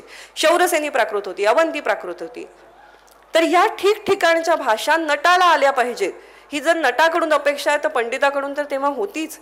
कारण संगोष्ठी मी मगाशी म्हटलं त्या सगळ्या ठिकाणी व्हायच्या. विद्वानांना राजे बोलवून घ्यायचे, पॅट्रोनेज होतं, राजाश्रय होता. ही खूप महत्वाची गोष्ट आहे. युएन सॅंगने एक इतकं सुंदर वाक्य लिहिलंय. तो म्हणतो, भारतातले विद्यार्थी भाग्यवान आहेत कारण त्यांना वस्त्र, औषध आणि अन्न याचा विचार करावा लागत नाही. विद्यार्थी आहे म्हटल्यावरती आपल्याकडे त्याला वाढलं जायचं. अगदी आत्तापर्यंत माधुकरीवरती विद्यार्थी जेवत होते की. ही केवढी मोठी ताकद आहे देशाची बघा. ही आपली रुजलेली शिक्षण व्यवस्था आहे जी दुर्दैवाने आज आपण विसरलो आहोत. आज विद्यार्थ्याला घरात घ्यायला तयार आहोत का आपण? काय असेल, कोण असेल, कुठला अभ्यास करतो की नाही काय माहिती, किती टक्के मिळणार आहेत याला वाढवून. तुम्हाला काय करायचंय? शिकतोय, वाढा त्याला, कारण आपल्या पूर्वजांनी हे केलं.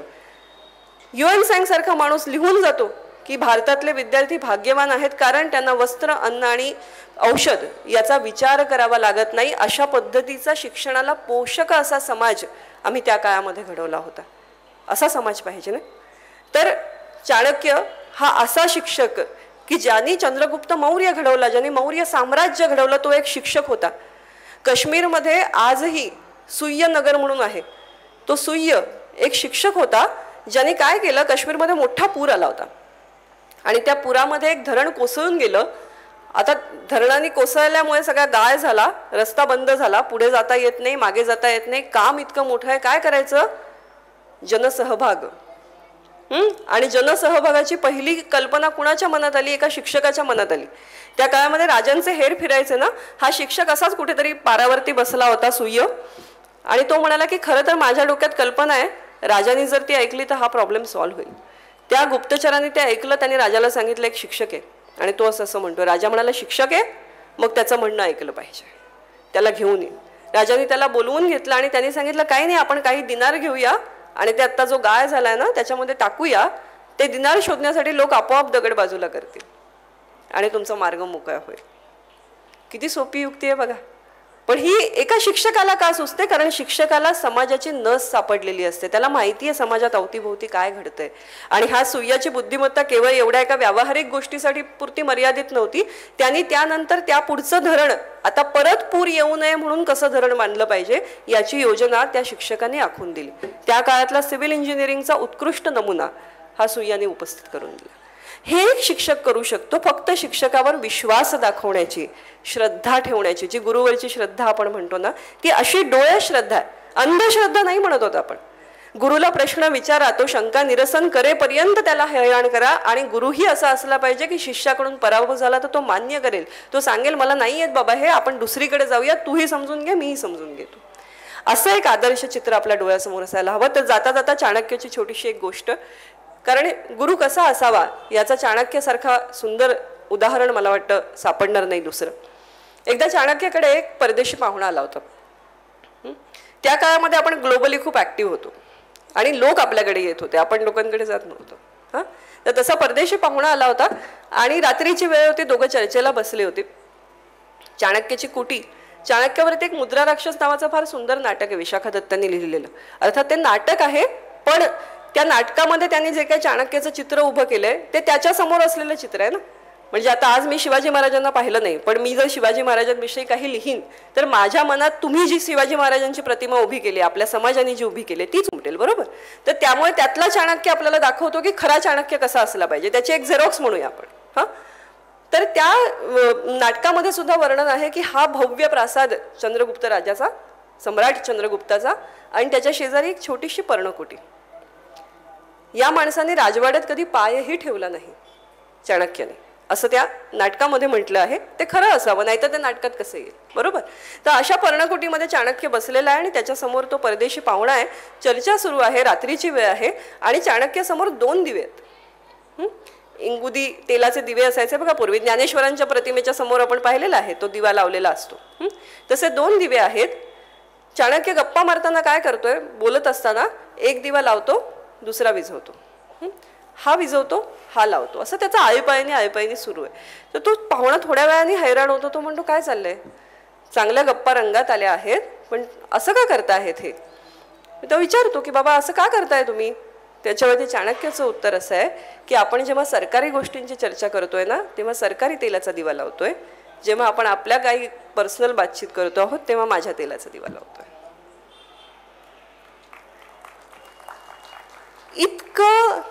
इतका विचार करणं आपल्याला ही गोष्ट पटूच शकत नाही, सुचूच शकत नाही. पण त्या चाणक्याला समाज किती माहिती होता. चाणक्याने कौटिल्य अर्थशास्त्रामध्ये लिहिलेलं आहे सरकारी माणसाविषयी आहे सर सॉरी पण बघा म्हणजे समाज बदलत कसा नाही, सातत्य कसं असतं. चांगल्या गोष्टींचंही सातत्य असतं आणि वाईट गोष्टींचंही सातत्य असतं. आणि त्या वाईटावरती विजय मिळवण्यासाठी, चांगल्याला प्रयत्नशील राहण्यासाठी सुद्धा सातत्य लागतं आणि याचं भान लागतं. मुळात ज्या गोष्टीवर अटॅक करायचं ती गोष्ट तुम्हाला नीट माहिती पाहिजे ना, तर तुम्ही त्याच्यावर अटॅक करू शकता. आपल्या शत्रूचा नेहमी आपल्याला अभ्यास करायला पाहिजे. चाणक्याने भ्रष्टाचाराच्या विरुद्ध किंवा भ्रष्टाचाराच्या संदर्भात केलेलं विधान असं आहे की सरकारी अधिकारी जेव्हा असतो तेव्हा तो पैसा कसा खातो, त्याने दिलेलं दृष्टांत ही पुन्हा आपल्या भारतीय संस्कृतीची एक छान गोष्ट आहे बघा. आपण उत्तम व्याख्या, उत्तम दृष्टांत देतो. तर त्यांनी केलेली व्याख्या अशी आहे की कसा खातो सरकारी अधिकारी पैसा, जसा मासा पाण्यात असतो पण पाणी कधी पितो कळत नाही, त्याप्रमाणे सरकारी माणूस पैसा कधी खातो कळत नाही. पण यापेक्षा उत्तम दृष्टांत मला आणून दाखवा बरं, नाही शक्य है ना. तर ही आपली भारतीय संपदा आहे आणि मला वाटतं हे इतकं अलौकिक आहे हे सगळं. आणि याचा परिचय आज दुर्दैवाने आपल्याला नाही. आपल्याला असं वाटतं की संस्कृत ही एक अतिशय बोरिंग लँग्वेज आहे, मृत भाषा अनेकदा लोक त्याला म्हणतात, डेड लँग्वेज आहे. किंवा संस्कृत भाषेचं आणि शास्त्रीय संगीताचं सारखं असतं की ते छान असेल पण आपल्याला नको बुवा है ना. तर त्याच्याविषयी गौरवाची भावना असते मनामध्ये, आदराची भावना असते, पण प्रेमाची भावना नसते, आस्थेची भावना नसते. जे सर त्यांच्या कामाविषयी म्हणतात की समोर जेव्हा एखादा माणूस येतो त्याला जेव्हा आपण आपलं म्हणतो तेव्हा ते त्या माणसाचं कामही आपलं होऊन जातं. मग मी ते करतो आहे अशी भावना आपली राहत नाही. मला वाटतं आपल्या संस्कृतविषयी, आपल्या संस्कृतीविषयी ही आपलेपणाची, ममत्वाची भावना कुठेतरी तयार व्हायला हवी. ती जर तयार झाली तर आजचे विद्यार्थी हे सगळे इतके हुशार आहेत. आज त्यांच्या हातामध्ये तंत्रज्ञानाचं एक खूप मोठं साधन आहे. पण आपल्याला गरज काय आहे तर आपल्याला त्या टेक्नॉलॉजी बिल्डिंग बरोबर आपल्याला कॅरेक्टर बिल्डिंगची गरज आहे. ती मुख्य गरज आहे. कारण आज आपल्याकडे सगळं काही असेल, तत्वज्ञान नाही आहे. आपण तत्वज्ञानाला आता घाबरू लागलो आहोत, जो खरं तर देशच तत्वज्ञानाचा देश आहे. ज्ञानेश्वर माऊलींनी फार सुंदर दृष्टांत दिलाय, तेवढा सांगून मी कार्यक्रमाचा समारोप करते. ते म्हणतात की मोरपिसाला डोळे असतात बघा. आपण लहानपणी सरस्वतीचं वाहन म्हणून मोरपीस आपल्या याच्यामध्ये ठेवायचो, ते उशाशी ठेवलं तर जास्त विद्या येते असाही आपला एक समज होता, बरोबर. तर त्या मोरपिसावरती डोळा असतो, त्याच्यावरती जे गोल आकृती असते त्याला पण डोळा असं म्हणतो. ज्ञानेश्वर माऊली असं म्हणतात की तत्वज्ञान कसं आहे बघा. डॉक्टरेट म्हणजे काय, doctor of philosophy, doctor of that subject असं नाही म्हणत आपण. डॉक्टर ऑफ फिलॉसॉफी का म्हणतो, कारण तत्वज्ञान हे शेवटी सार आहे. जगण्याचं सार, कुठल्याही विषयाचं सार हे त्या विषयाचं तत्वज्ञान आहे, त्या विषयाचे एथिक्स आहेत, हां, मोरॅलिटी आहे आणि त्या विषयाचं सार आहे. तर ज्ञानेश्वर माऊलींनी दृष्टांत इतका सुंदर दिला आहे. ते म्हणतात की हे ज्ञान विज्ञानाच्या ज्या शाखा आहेत ना, हा सगळा मोराचा पिसारा आहे फुललेला. हा मोराचा पिसारा फुललेला आहे, त्याच्यावरती हजारो डोळे आहेत. पण मोराला जर त्याचे डोळे नसतील तर त्याला त्या पिसाऱ्यावरच्या डोळ्यांनी दिसणार नाही. तसंच ज्ञान विज्ञानाच्या या शाखा पसरलेल्या आहेत. आज आपण ग्लोबल एज्युकेशन मार्केटमध्ये आहोत, मार्केटच शब्द वापरते मी. पण त्या ग्लोबल एज्युकेशन सिनारिओमध्ये जर तत्वज्ञानाचे 2 डोळे नसतील, जे आपले भारतीय शिक्षण व्यवस्थेने आपल्यासाठी निर्माण केलेले आहेत, आपल्याला या ग्रंथांमधून दिलेले आहेत, या गोष्टींमधून दिलेले आहेत, ते डोळे जर आपण उघडले नाहीत तर हा सगळा पसारा व्यर्थ आहे. धन्यवाद.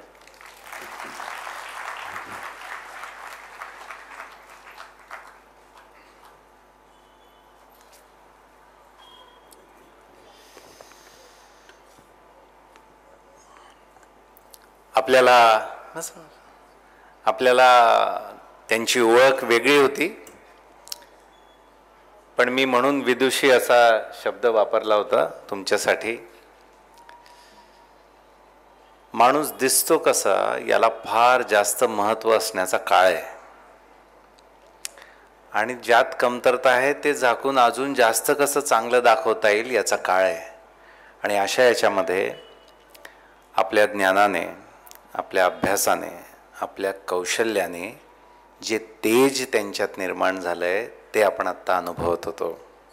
मला असं वाटतं याला, अभ्यासाला आणि अशा कॅरेक्टरला, चारित्र्याला महत्त्व देण्याची आता आपण फार गरज आहे. मी इतका प्रभावित झालो. किती अभ्यास आहे, किती अभ्यासपूर्ण मांडणी आहे. संस्कृतबद्दल मी बोलणार नाही. आपली परिस्थिती अशी वाईट झाली आहे, मराठी जरी टिकली तरी खूप आहे. माझे वडील, माझ्या आधीची पिढी ही मराठी बोलायची, ऐकायची, वाचायची. आम्ही वाचतो, बोलतो, ऐकतो. आमचं मात्र वाचन कमी झालं आहे, बोलणं मिक्स झालं आहे. आणि पुढची पिढी अशी आहे की ती वाचणार नाही मराठी, वाचतच नाही मराठी. मराठी ऐकणं पण त्यांचं कमी आहे, बोलणं मिक्स आहे. आणि त्याच्या पुढची जी पिढी येईल 20 वर्षात ती ऐकणार नाही, वाचणार नाही आणि बोलणार नाही. मी लिहिण्याचा विषयच घेतला नाही आहे. लिहिणा विषय संपलाच आहे. म्हणजे पुढच्या 20 वर्षात, 25 वर्षात मराठी वापरातूनच संपेल. आणि त्या पार्श्वभूमीवर ज्या समीराजी आता म्हणत होत्या, कुठली पण भाषा ही फक्त भाषा नसते, ती संस्कृती घेऊन येते. आणि त्याच्यासाठी ती किती महत्त्वाची आहे. म्हणून पहिली माझी विनंती अशी आहे की संस्कृत, आपल्याला जेवढे श्लोक माहिती आहेत, आपल्याला जेवढ्या गोष्टी माहिती आहे, किमान त्याचे अर्थ आपण समजून घेतले पाहिजे. तेवढं किमान आपल्याला सगळ्यांना माझ्यासकट करता येईल. दुसरा एक खूप महत्त्वाचा विषय समीराजींमुळे मला सांगायला आवडेल इथे, जो मी मागेही बऱ्याच वेळा बोललो आहे. आज समीरा या अभिनेत्री म्हणून नव्हत्या बोलत, त्या एक उत्तम शिक्षिका म्हणून आपल्याशी बोलत होत्या. आणि त्यांनी जे सुरुवातीला मांडलं, माझे पण शिक्षक इथे बरेचसे बसलेले आहेत, मेरिटचे विद्यार्थी शिक्षक व्हायचे. एक मेरिटची विद्यार्थिनी शिक्षिका म्हणून इथे बसलेली आहे, या पिढीतली, आमच्या पिढीतली. ठरवून शिक्षक होणं आणि त्याला सर्वोच्च करिअर मानणं हे मागच्या 25 वर्षात, 30 वर्षात संपलं आहे. म्हणजे गायकवाड वहिनी, आत्ता आपल्या मुलामुलींसाठी आपल्याला चांगले शिक्षक पाहिजे, बरोबर की नाही?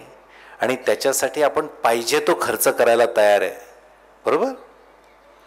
आणि चुकून असे शिक्षक मिळालेच तर मग आपले विद्यार्थी, आपली मुलं चांगली होणार, बरोबर? पण आपल्या त्या चांगल्या झालेल्या मुलांना आपल्याला शिक्षक करायचं नाही, तर मग चांगले शिक्षक कुठून समाजामध्ये निर्माण होतील? ते आकाशातून तर पडू शकत नाहीत. आणि म्हणून अशा क्षेत्रांमध्ये आपल्या मुलांना जायला आपण प्रोत्साहन दिलं पाहिजे. मराठी आहे, संस्कृत आहे, या भाषांमध्ये सुद्धा खूप मोठं करिअर आहे. तर हे आज मला त्यांच्या सगळ्या याच्यातून जाणवलं. मला काही 1-2 प्रश्न विचारायचे आहेत तुम्हाला, माहिती आहे? थोडलेच दे. आपल्या घरात मराठी बोललीतून भाषा शिकली जाते. कधी पण ऐकणं बंद होईल आणि बोलणं बंद होईल, भाषा संपणार. आणि मग मुलांना सांगावं लागतं की ते निरंजन आणि वात म्हणजे नेमकं काय असतं, समजतच नाही, कारण वाचन नाही, बोलणं नाही. चला एक प्रश्न विचारतो, तो बऱ्यापैकी त्यांना पण वाटत असावा. तुम्ही अभिनय कधी सुरू केला, नेमकं कधीपासून केला, कोणत्या वयापासून केला, आणि त्या अभिनयातल्या आतापर्यंतच्या ह्याच्यातले कोणते 2-3 भूमिका किंवा कार्यक्रम तुमच्या खूप लक्षात आहे आणि लोकांच्याही खूप लक्षात आहे? अभिनयाची आवड म्हणजे खरं तर पार्श्वभूमी काही नाही. माझ्या कुटुंबामधलं कोणीही या क्षेत्राशी दूरदूरून संबंध नाही. अजूनही माझ्या घरच्यांना मी नेमकं काय करते हे कळतच असं नाही. म्हणजे नाटकाला आलं की नंतर विचारतात की हे कधी पाठ केलंस वगैरे, असं इतपतच वातावरण आहे आमच्याकडे. पण मला वाटतं शाळेत असताना एकदा असं झालं, मी खूप लहान होते, पहिलीत किंवा सिनियर KG, मोठ्या शिशुवर्गात असेल, आणि मला ना गॅदरिंगला घेतलं नाही, कारण ज्या दिवशी सिलेक्शन झालं, ज्या दिवशी मुलं निवडली गेली, त्या दिवशी मी आजारी होते आणि मी गेले नव्हते. तर मी जेव्हा दुसऱ्या दिवशी शाळेत गेले तेव्हा प्रत्येकजण आपापली तालीम वगैरे करायला लागलेला, असंच मला दृश्य बघायला मिळालं आणि मला खूप वाईट वाटलं. तर मी घरी जाऊन बाबांना सांगितलं की मला शाळेत घेतलं नाही आहे ह्याच्यात. तर बाबांनी चौकशीसाठी म्हणून आले आणि त्यांनी विचारलं की काय झालं. तर त्यांनी सांगितलं होती नव्हती. तर बाबा म्हणाले ठीक आहे, हरकत नाही, पण सहज शक्य असेल तर बघा, तिला काहीतरी संधी द्या. आणि तेव्हा कुठेतरी माझ्या वडिलांच्या लक्षात आलं की हिला या लहान वयातही तिला इतकी ओढ आहे कुठेतरी की मला ते करायचं. आणि मला प्रचंड आनंद झाला होता. आजही माझ्याकडे ते फोटो आहेत की मी तयार झालेले आणि त्या स्नेहसंमेलनाला आता आत्ताच्या मुलांना खूप हसू येईल, कारण ते मेकअप वगैरे फार छान करतात. आमचे शिक्षक आणि आम्ही दोघंही मेकअपच्या बाबतीत इतके हुशार होतो की मी चंद्र झाले होते, त्यामुळे तो चंद्राचा एक थर्माकोलचं हे बाबांनी करून दिलं होतं, पुठ्ठ्याचा चंद्र, त्याला चंदेरी कागद लावून वगैरे. आणि बाईंनी असं आयत्या वेळेस आता स्टेजवरती जाणार त्यावेळेस त्यांनी ती रूसची डबी असते माहिती, गुलाबी, ती असे 2 स्टॅम्प मारले आणि पाठवलं. तर ती स्टेजवरची पहिली एंट्री होती. पण असं वाटलं की मला त्या वयात कळत नव्हतं, पण कुठेतरी माझ्या वडिलांना वाटलं की हिला असे काहीतरी गुण दिसत आहेत हिच्यात, आपल्याकडे घरात इतर कोणी नाही. मग मार्गदर्शनासाठी म्हणून नाट्य शिबिरांना पाठवायला सुरुवात केली. म्हणजे मला वाटतं मी त्याच्या आधीच्या सगळ्या सुट्ट्या गावी जात होते, पण नंतर एक असा काळ आला की मला गावी जाणं जमेना इतकं मी नाट्य शिबिरांमध्ये झोकून दिलं होतं स्वतःला. आणि मग वेगवेगळ्या प्रकारचे नाट्य शिबिरं, सुदैवाने मी जे नाट्य शिबिर केलं पहिल्या 2 सुट्ट्यांमध्ये, त्या एका नाट्य शिबिरातून एक मालिका घडली. आजचा दिवस गमतीचा नावाची मालिका होती. माझं पहिलं टेलिव्हिजनवरचं काम, मी पहिलीत वगैरे असेन, पहिलीत किंवा दुसरीत असेन फार फार तर. त्या मालिकेचं चित्रीकरण काही कारणाने बराच काळ झालं, म्हणजे एकच भाग असणार होता त्याच्यामध्ये. मी राजकन्या झाले होते, पण त्याची स्टारकास्ट तुम्ही ऐकाल. राजा म्हणजे माझे वडील होते अजय वडावकर, त्या सिरियलमध्ये प्रधान म्हणून काम करत होते लक्ष्मीकांत बेर्डे. आणखीन एक प्रधान होते किशोर नानलस्कर. आणि ही अशी सगळी माणसं, म्हणजे त्यावेळेस शूटिंगच्या दरम्यान ना माझा दात पडला, दुधाचे दात पडतात ना त्या वयामध्ये, आणि मग खोटा दात बनवून घेतला होता माझ्या वडिलांनी शूटिंग पुरतं, मला उच्चार नीट करता यावेत म्हणून. पण तो दुखायचा, त्यामुळे मी तो शूटिंग पुरताच लावू शकायचे. आणि लक्ष्मीकांत बेर्डे ना मला चिडवायचे, ते मला जवळ बोलवायचे आणि म्हणायचे दगड म्हण दगड. मला बोलता यायचं नाही, मी दगल दगल करत बसायचे. वडापाव म्हण वडापाव. तर माझं मला हे वाटतं की किती छान योग असतात बघा, की पुढे जाऊन मी लक्ष्मीकांत बेर्डेंबरोबर त्यांचं जे गाजलेलं टुरटूर नाटक, त्याची आज विंग्सनी केलेली CD आहे, जर तुम्ही पाहिलीत युट्यूबवरती वगैरे सुद्धा ती उपलब्ध आहे. तर त्या CD मध्ये लक्ष्मीकांत बेर्डेंबरोबर मी काम केलंय. अरे वा. आणि तेव्हा जेव्हा म्हणजे मी आत्ताच्या काळातली ती गोष्ट, त्यांचं अगदी शेवटच्या काही कामांपैकी ते असेल दुर्दैवाने, पण तेव्हा जेव्हा त्यांना मी भेटले तेव्हा त्यांना मी म्हटलं की लक्षा मामा, तुम्हाला आठवतंय का मी तुमच्याबरोबर काम केलं होतं आणि तुम्ही मला दगड आणि वडापाव म्हणायला लावायचं. तर असे खूप मला वाटतं की एकतर कलाकार होणं, कुठलीही प्रतिभा तुमच्याकडे असणं हा कुठेतरी एक आशीर्वादच आहे परमेश्वराचा. आणि तुमच्या हातात एवढंच आहे की त्याला तुम्ही अधिक कसं फुलवू शकता, ते व्रत म्हणून कसं सांभाळू शकता. कुठलीही बॅकग्राऊंड नसताना आज मी काही खूप छान भूमिका माझ्या वाट्याला आल्या. आणि काही न करता, म्हणजे अनेकदा लोकांना प्रश्न पडतो की इथे यशस्वी होण्यासाठी काय करायचं. तर मला वाटतं तुम्ही मगाशी म्हणालात तसं उत्तम काम करायचं, ही एकच गोष्ट आहे. म्हणजे माझ्या ओळखीचं आजही कोणी नाही की हा अमुक निर्माता माझ्या ओळखीचा आहे का, अमुक दिग्दर्शक माझा मित्र आहे का, तो माझ्या गल्लीत राहतो का, तो माझा काका आहे, तो माझा मामा आहे, असं काहीही नाही. पण एका कामातून दुसरं काम, दुसऱ्या कामातून तिसरं काम, असं आजवर मी जे काही काम करत आले त्याच्यामध्ये भाग्य थोर समजते की मला छत्रपती शिवाजी महाराजांच्या 2 राण्या करण्याची संधी मिळाली. वा. राजा कुठल्या शिवछत्रपती ह्याच्यात होतं? राजा शिवछत्रपती मालिकेमध्ये डॉक्टर अमोल कोल्हेंची स्टार प्रवाहावर जी अतिशय गाजलेली मालिका, त्यामध्ये मी पुतळाबाईंची भूमिका केली होती. आणि आता त्यांच्याच प्रोडक्शननी स्वराज्य जननी जिजामाता ही मालिका केली होती. नीना कुलकर्णी त्याच्यामध्ये जिजामातांची भूमिका करत होत्या. त्यावेळेस मला सईबाईंची भूमिका करायला मिळाली. तर ही माझ्यासाठी खूप खूप भाग्याची गोष्ट आहे की ज्यांच्या चरित्राचं पारायण करतो त्या चरित्रामधल्या 2 व्यक्तिरेखा काही काळासाठी जगण्याची संधी मिळणं ही खूपच भाग्याची गोष्ट. त्यानंतर काही चांगले सिनेमे करायला मिळाले. काळूबाईच्या नावाने चांगलं सारखा सिनेमा की जो खूप म्हणजे आपल्याकडे शोले सारखा चाललेला सिनेमा, माझा पहिलाच सिनेमा होता. आणि सुदैवाने मकरंद अनासपुरेंच्या बरोबरीने विनोदी भूमिका करायची संधी मला मिळाली.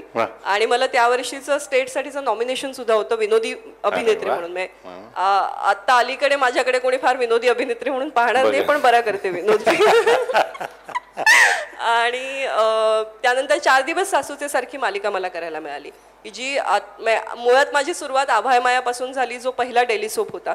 दैनंदिन मालिका हा पॅटर्नच आभाय मायापासून आला आणि ती मालिका इतकी प्रचंड गाजली की मला आठवतंय माझा पहिला भाग प्रदर्शित झाला, त्याच्या दुसऱ्या दिवशी रस्त्यात मला लोक ओळखायला लागले होते. तर याच्यापेक्षा अधिक चांगला ब्रेक तुम्हाला काय? ही माझी पुण्याई नव्हती, त्यात माझं काही कर्तृत्व नव्हतं. ती मालिकाच इतकी प्रसिद्ध होती की त्याच्यात काळं कुत्र दिसलं असतं तरी दुसऱ्या दिवशी लोकांनी ओळखलंच असतं की अरे आभाळ माझा काळं कुत्र. पण ठीक आहे, अगदी तेवढी वाईट परिस्थिती नाही, पण ती एक आपण म्हणतो ना एक चांगली सुरुवात मिळणं ती आभाळ मायातून मिळाली. 4 दिवस सासूचे सारखी मालिका 11 वर्ष मालिका चालते. 11 वर्ष. आणि त्या मालिकेमध्ये पण पुन्हा मला 2 भूमिका करायला मिळाल्या. माझी एक भूमिका मी केली, तो ट्रॅक संपला. आणि त्यानंतर पुन्हा मी म्हणते तसं तुमचं काम जेव्हा आवडतं त्या निर्मात्यांना काही अडचण निर्माण झाली. एका मुलीला अचानक रिप्लेस करायचं होतं. त्यांनी मला एका रात्रीत फोन करून बोलवून घेतलं. म्हटलं हो या मालिकेत मी आधी एक भूमिका केली आहे ना. ते म्हणाले हरकत नाही, आपण लोकांना सांगू. आम्ही ॲक्च्युली लोकांशी संवाद शूट केला की याआधी तुम्ही मला या भूमिकेत पाहिले, आता तुम्ही मला या भूमिकेत पाहाल. असं आम्ही शूट करून मी रोहिणी हटंगडी यांच्या नातीची भूमिका केली, जी नंतर माझा आधीचा ट्रॅक खूप लहान होता त्यामुळे तो आता लोक विसरलेही. पण आजही रोहिणी हटंगडींची नात म्हणून मी, प्रिया मराठे, आम्ही सगळे त्यावेळेस एकत्र काम करत होतो. आणि रोहिणीताईंसारख्या व्यक्तिमत्वाबरोबर काम करण्याची संधी मिळणं, त्यांच्याकडून शिकता येणं. कविता लाड सारखी एक अभिनेत्री आज तुम्ही जे मगाशी म्हणालात की करिअर आणि संसार याचा बॅलन्स कसा साधायचा असतो. अलकाताई आहेत, अलका कुबल यांच्याबरोबर मला काम करता आलं. या सगळ्यांना आपापल्या इन्स्टिट्यूशन्स आहेत. म्हणजे कलाकार म्हणून तर त्या ग्रेट आहेतच, त्यांच्या अभिनय गुणांचं अनुकरण तर करावंच करावं. आणि ते आपसूक घडतंच तुमच्याकडून. जेव्हा तुम्ही उत्तम कलाकार पाहता तेव्हा आपोआप तुमच्या कामात सुधारणा होते. पण या सगळ्यांनी माझं माणूस म्हणून जगणं खूप वेगळं केलं, खूप समृद्ध केलं. वा. सो कलाक्षेत्राच्या बाबतीत वा वा वा, फार छान, खूप धन्यवाद. आणि मलाच खूप चांगलं असं वाटतंय की एक वेगळ्या प्रकारचा विषय आज आपल्याला ऐकायला मिळाला. 2 महत्त्वाचे मुद्दे मी तरी जे शिकलो ते आपल्यासमोर मांडले. आणि इतका अभ्यास करता आला पाहिजे, अभ्यासाने तेज असं झळकलं पाहिजे. आणि अशा पद्धतीने एखादा विषय घेऊन आणि त्या सगळ्या शिकण्यासाठी त्यांनी अनेक तडजोडी पण या सगळ्या झगमगत्या दुनियेमध्ये केल्या. म्हणजे नाही म्हटलं अनेक गोष्टींना, खूप मोठी गोष्ट आहे. तर आपल्या सगळ्यांच्या वतीने मी खूप मनापासून शुभेच्छा देतो भविष्यातल्या सगळ्या स्वप्नांसाठी आणि कर्तृत्वासाठी.